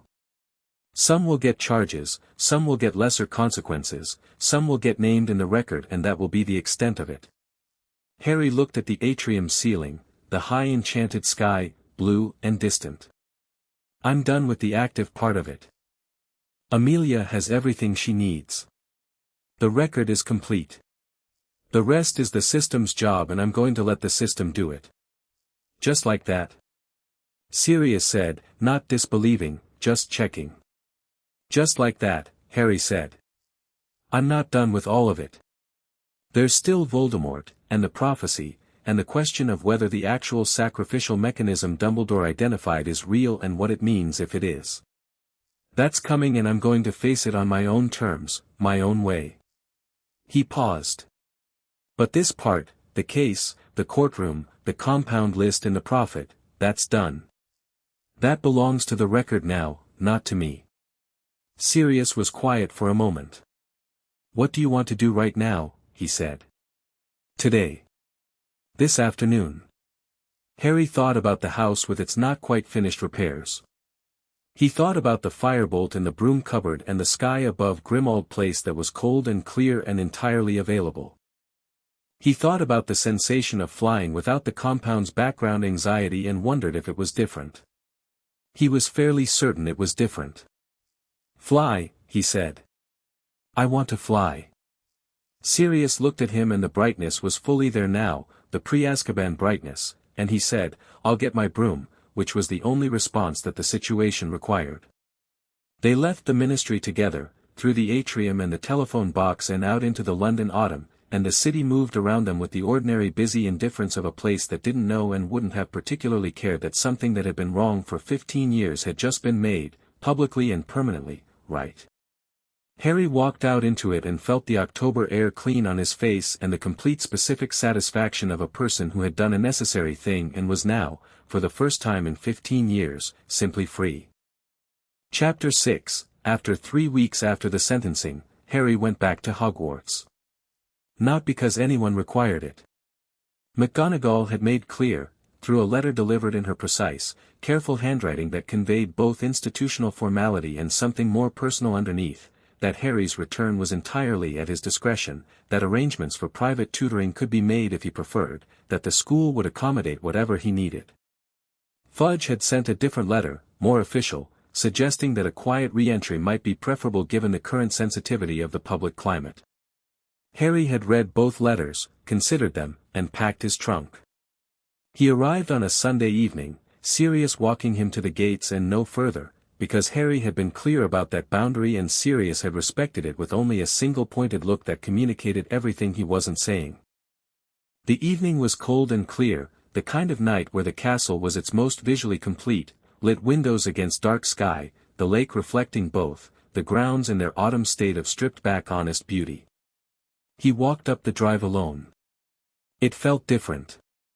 Not just subjectively, the magical texture of the place felt different now that he could read it fully, all the layers of it, the centuries of accumulated enchantment that he'd only ever been able to sense dimly. The wards recognized him the same way they'd always recognized him, automatic, immediate, a faint warm acknowledgement of known, but what he felt in return was more complete. Like finally understanding a language you'd previously only half followed. McGonagall met him in the entrance hall. She looked at him the way she'd looked at him that evening in the study 3 weeks ago, with the specific regard of someone adjusting their understanding in real time, and then she straightened and said, "Welcome back, Mr. Potter. I trust you had adequate rest." "Yes," he said. "Your schedule has been adjusted to account for your absence. I'd like to meet with you tomorrow morning to review where things stand academically." She paused, and the professional precision gave way briefly to something more direct.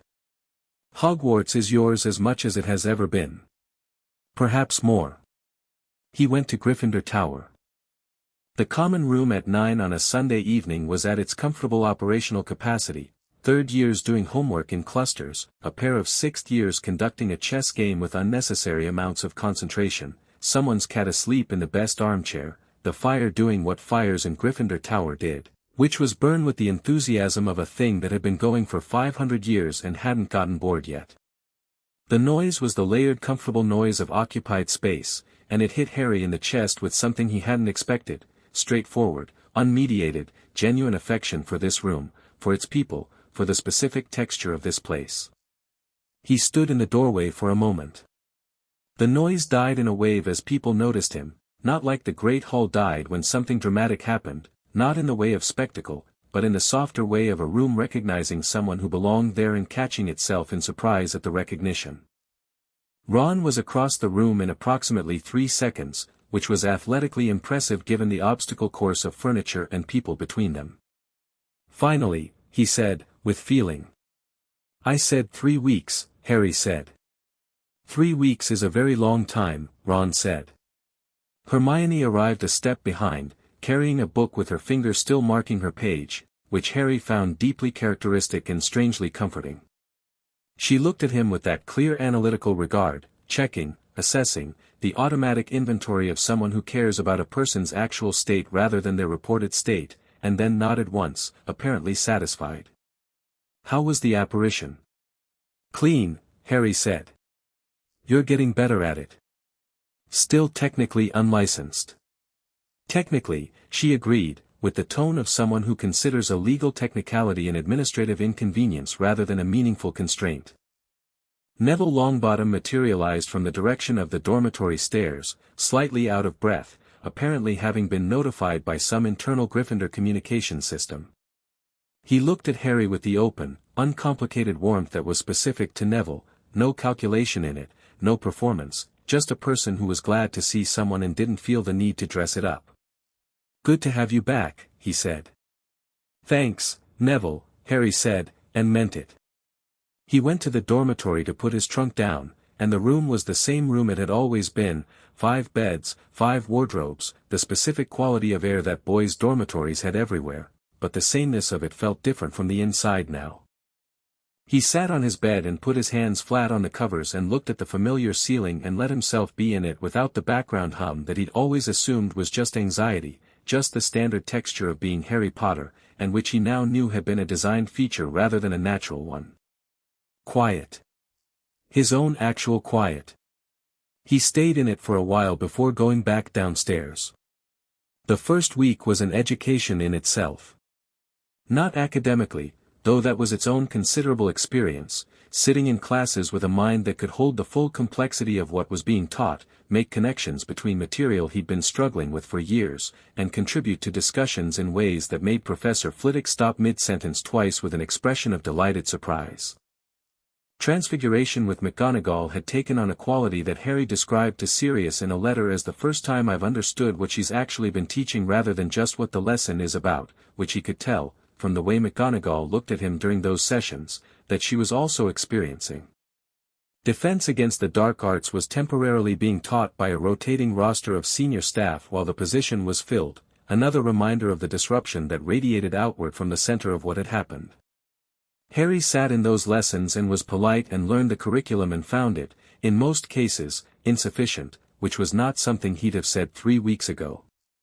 He made a note to ask McGonagall about independent study options. Potions, without Snape, was being taught by a competent but unremarkable substitute who had the slightly overwhelmed quality of someone covering a class they hadn't prepared for on a long-term basis. Harry found potions interesting in a way he hadn't before, the chemistry of it, the design principles, the architecture of how compounds interacted.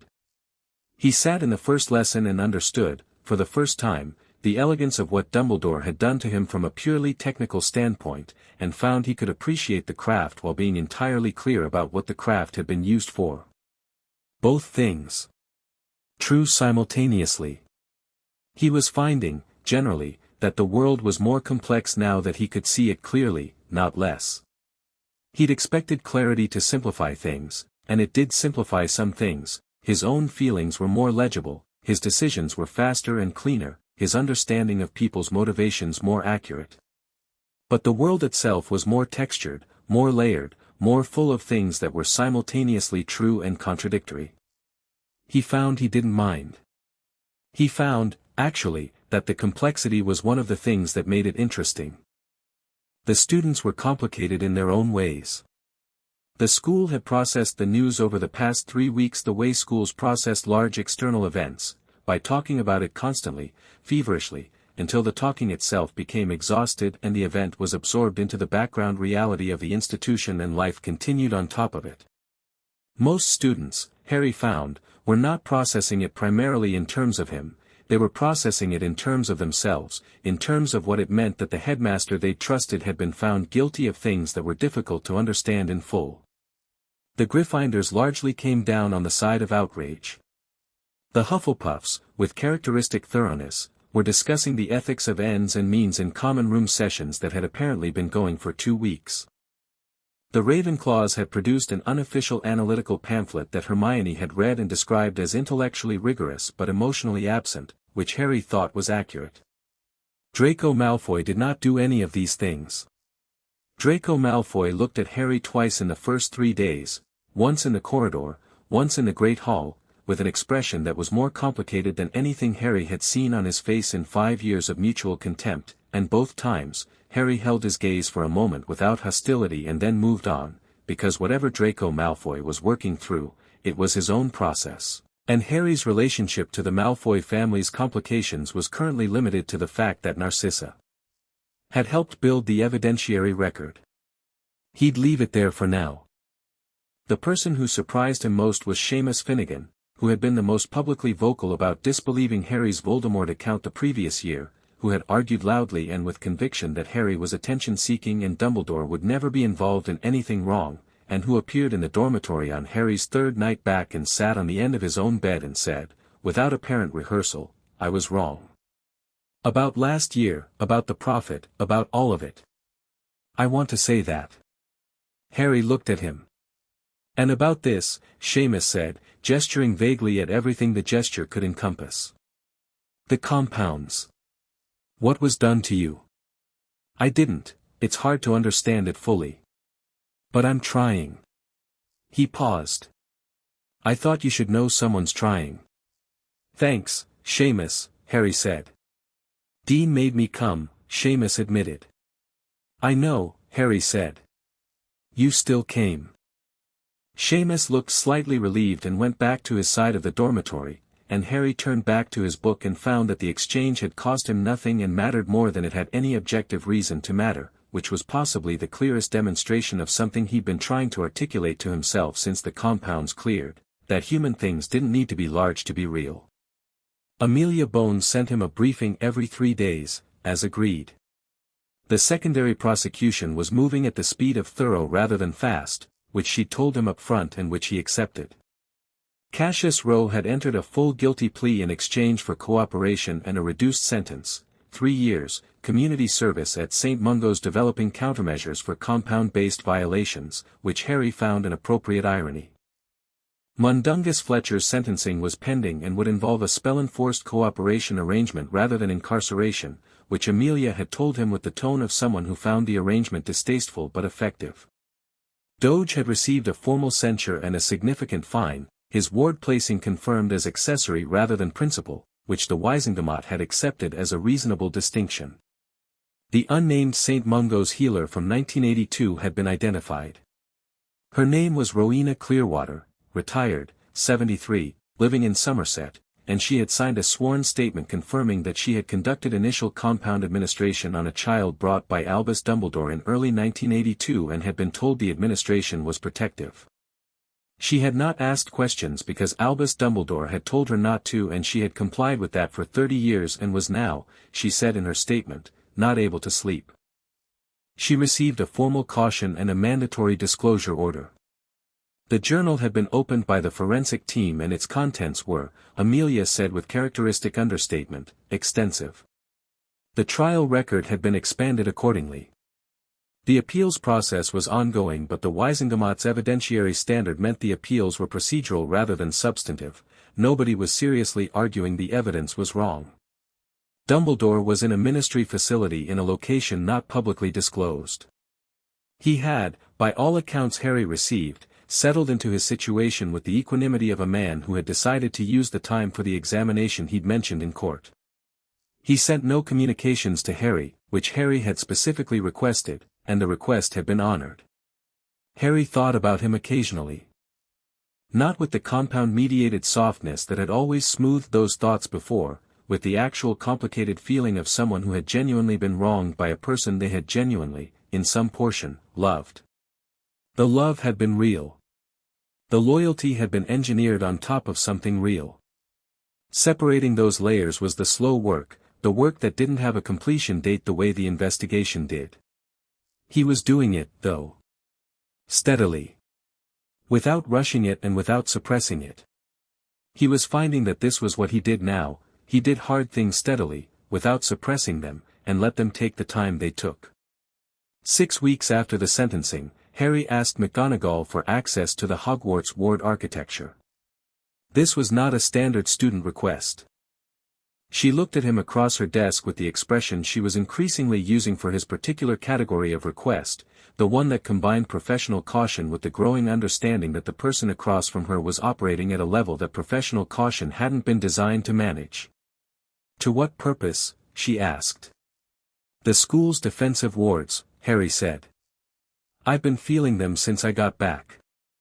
There are gaps, places where the standard ward architecture is misaligned with the current threat landscape. The modifications Dumbledore made over the past 30 years were designed for specific scenarios, and most of those scenarios have changed. I want to understand what's there and identify what needs updating. A pause. You want to reward Hogwarts, McGonagall said. I want to assess whether it needs it and, if so, make recommendations, Harry said. I'm not proposing to do anything unilaterally. I'm proposing to do a formal assessment and bring my findings to you. You're 15 years old, she said, but the tone of it had the quality of something said because protocol required it rather than because the speaker believed the age was the operative constraint. Barclay's assessment, Harry said. McGonagall looked at him for a long moment. Then she opened her desk drawer and produced a very old folded parchment, the ward map of Hogwarts, hand-drawn by Rowena Ravenclaw in the early decades of the school's existence and updated by successive headmasters in a record that was, Harry could tell from the magical texture of the thing even at distance, saturated with history. She placed it on the desk between them. You will document every observation, she said. You will make no modifications without explicit approval. And you will share everything you find with me before you share it with anyone else. Agreed, Harry said. He took the ward map home that Friday, to Grimmauld Place, to Sirius and the improved kitchen and the clear air of a house that was becoming, gradually and genuinely, something like home, and he spent the weekend working through it with the kind of focused, self-directed analysis that he was finding he was extremely good at.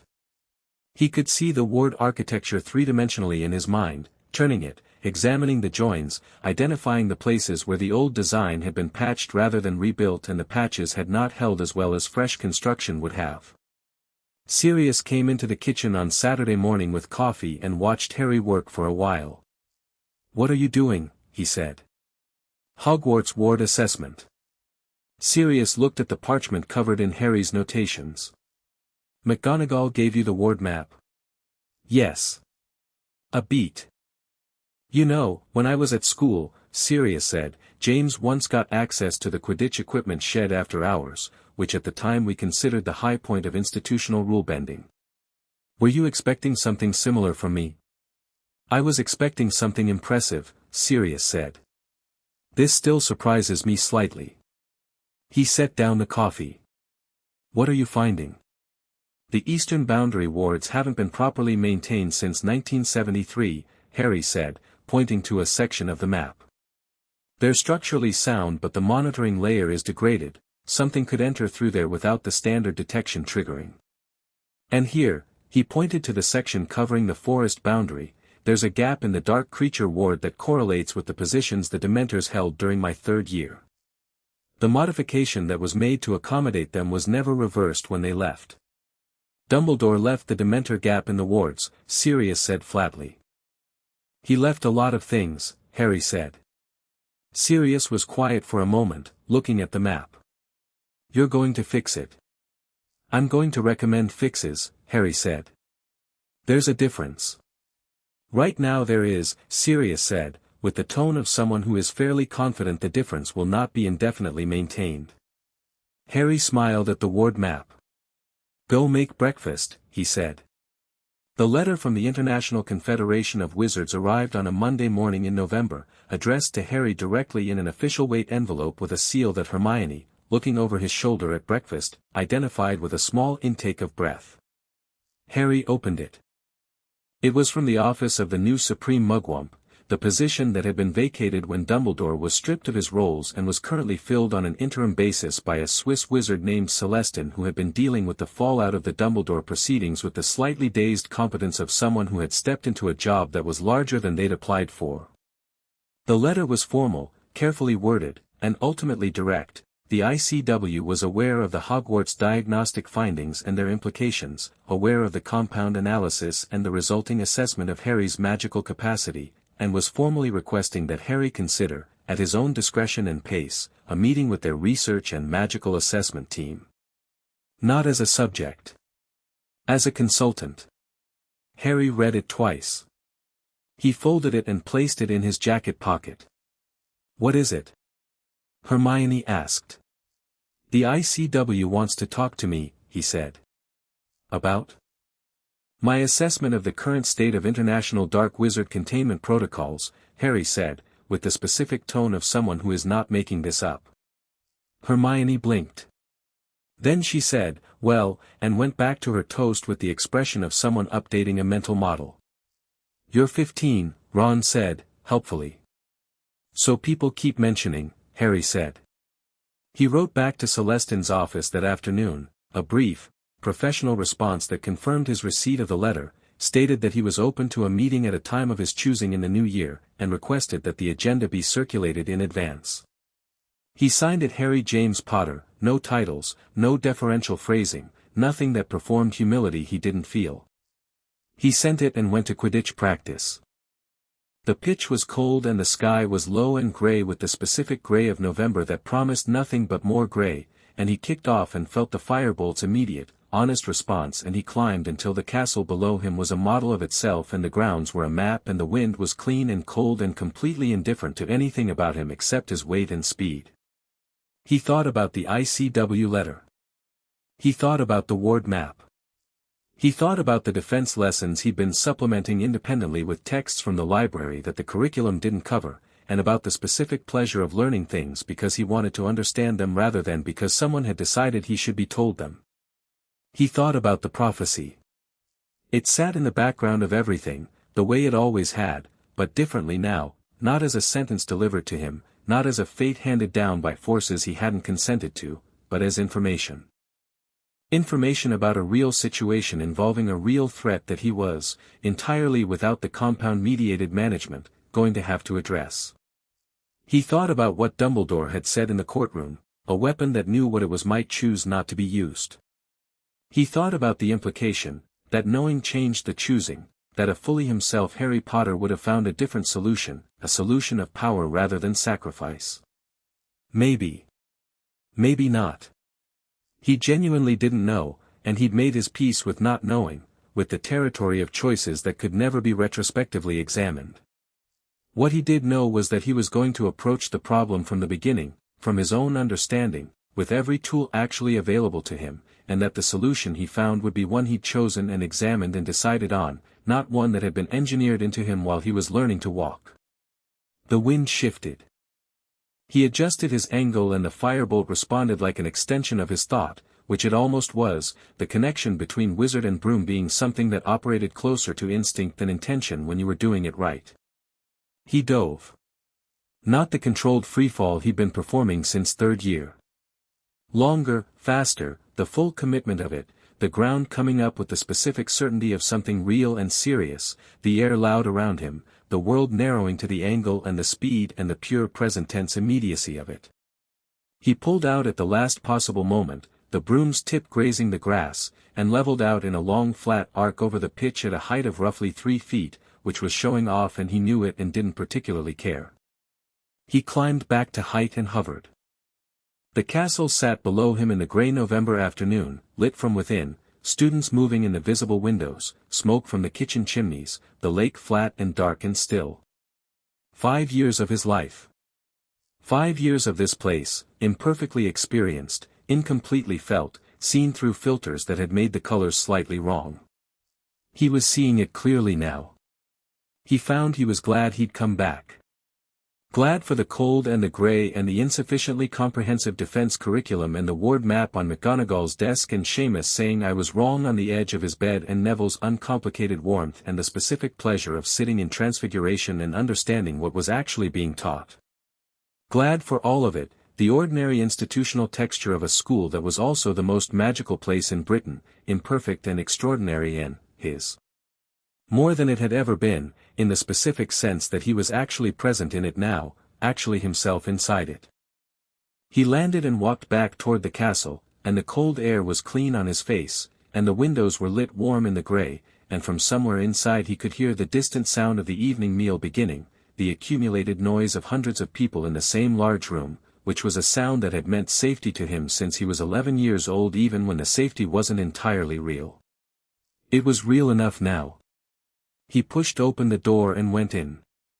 The last thing happened on a Friday evening in December, a week before the end of term, when Harry was in the library doing the ward assessment documentation that he promised McGonagall, and Hermione was at the next table with 3 books open simultaneously doing something related to her arithmancy coursework, and the comfortable specific quiet of people working in companionable proximity had been going for an hour without either of them needing to break it. Hermione said, without looking up from her book, "Are you all right?" "Mostly," Harry said, which was his current honest answer to the question and an enormous improvement on fine.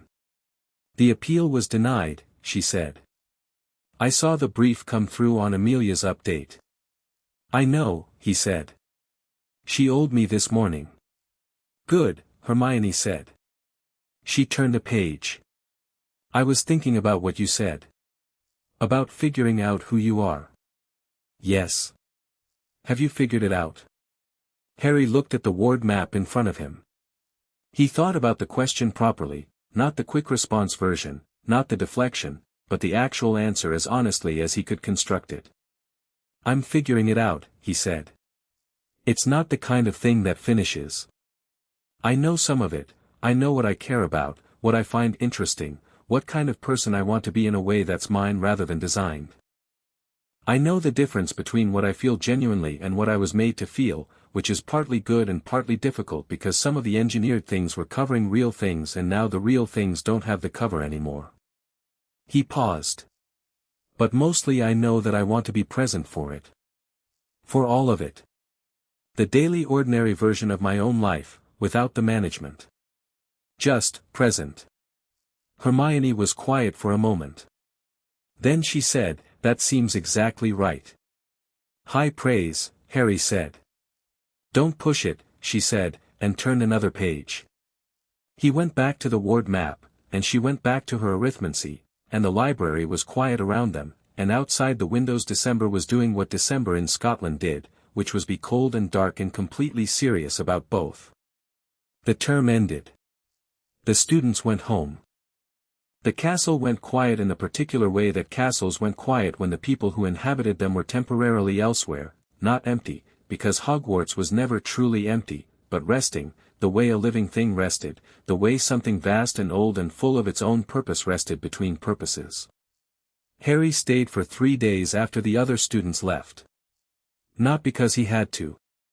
Because he wanted to walk the empty corridors and feel the castle's full magic without the social noise of 800 people living in it simultaneously, and because there was a section of the 4th floor corridor where he'd identified a ward irregularity he wanted to examine properly, and because he'd started something in Dumbledore's old study, a sorting of the remaining contents, coordinated with McGonagall and catalogued for the investigation, that he wanted to finish.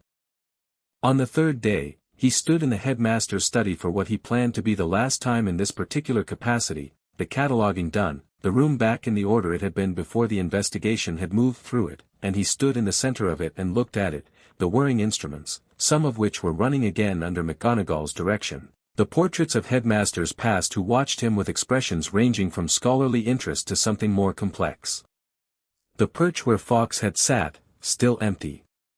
One of the portraits, not Dumbledore's, that hadn't been painted yet and wouldn't be for some time given the circumstances, said, in the cautious voice of Armando Dippet, "You're quite something, young man. Whatever comes next for you?" Harry looked at him. "Thank you," he said, because it seemed like the right response. He left the study and walked down the spiral staircase and through the corridors and out onto the grounds, and he operated from the gates with the clean precise efficiency he'd been developing for 2 months, and he arrived at Grimmauld Place to find Sirius in the kitchen attempting something ambitious with a roast chicken and succeeding about 60% of the way, and Ron at the kitchen table winning an argument with Fred about Quidditch statistics, and Hermione at the other end of the table reading something she'd clearly found at Flourish and Blots on the way, because she had the specific satisfied posture of a person with a new book. He stood in the kitchen doorway and looked at them. This was what he'd meant, he realized, when he told Hermione he wanted to be present. Not anything grand or particularly philosophical. This specific thing, a loud imperfect kitchen full of people he'd chosen and who had chosen him back through something they hadn't fully understood and had maintained anyway because the real thing underneath the engineering was strong enough to survive the engineering's removal. That was worth something. That was worth a great deal. Sirius noticed him first. He had a way of always noticing Harry first in any room, a specific attentiveness that had nothing engineered in it and never had, just the particular awareness of someone whose love for a person had developed entirely independently and had proven itself by surviving everything that had been done to complicate it. "How's the castle?" he said. "Cold," Harry said. "Ward assessment's done. McGonagall's going to implement the eastern boundary fix in January. She took your recommendations." "All of them," Harry said. Sirius looked at him with the brightness fully in place. "Good," he said. He turned back to the chicken. "Sit down. This is almost ready and I'd like credit for the effort regardless of how it turns out." Harry sat down at the table. Ron slid him the Quidditch statistics without breaking his sentence to Fred, which was friendly in the specific way that meant look at this, it's interesting, and Harry looked at it and it was interesting, and Hermione glanced up from her book long enough to meet his eyes and then went back to it, and the kitchen noise resumed in its full volume, and the December dark outside the windows was the specific dark of a long evening with nowhere to be, and Harry Potter sat at the kitchen table of the house that was becoming home and was simply, entirely, without complication or suppression or engineering, present. The thing about 15 years of someone else's design was that it ended. It had an arrest and a trial and a compound count and a sentencing, and then it ended, and what came after was just life, ordinary, difficult, interesting, yours. He had Voldemort coming. He had the prophecy's real implications to sit with. He had the ICW meeting in January and the ward work and the defense gap to fill and whatever the next year of his education was going to look like now that it was actually his education. He had a great deal of it coming, and he knew what it was and he was going to meet it on his own terms. But right now there was a Sunday dinner in a loud kitchen with people he loved, and the ward map he was already mentally improving could wait until tomorrow, and the extraordinary specific thing that had happened to him over the past month and a half. The thing of being returned to himself, of being given back his own mind and life and feeling, was still new enough that sitting quietly in the middle of it was an act worth performing deliberately. He picked up the Quidditch statistics. He read them. They were, as Ron had clearly intended to communicate, genuinely interesting. Outside, London went about the business of being London on a cold December night, and inside, Sirius served an imperfect roast chicken that tasted significantly better than it looked, and Fred told a story that was almost certainly an exaggeration but was funny enough that accuracy was beside the point, and Harry laughed, properly, from the uncomplicated place that had been freed up over the past weeks along with everything else, and the sound of it was real and unengineered and entirely his own. That was enough. That was, in fact, everything.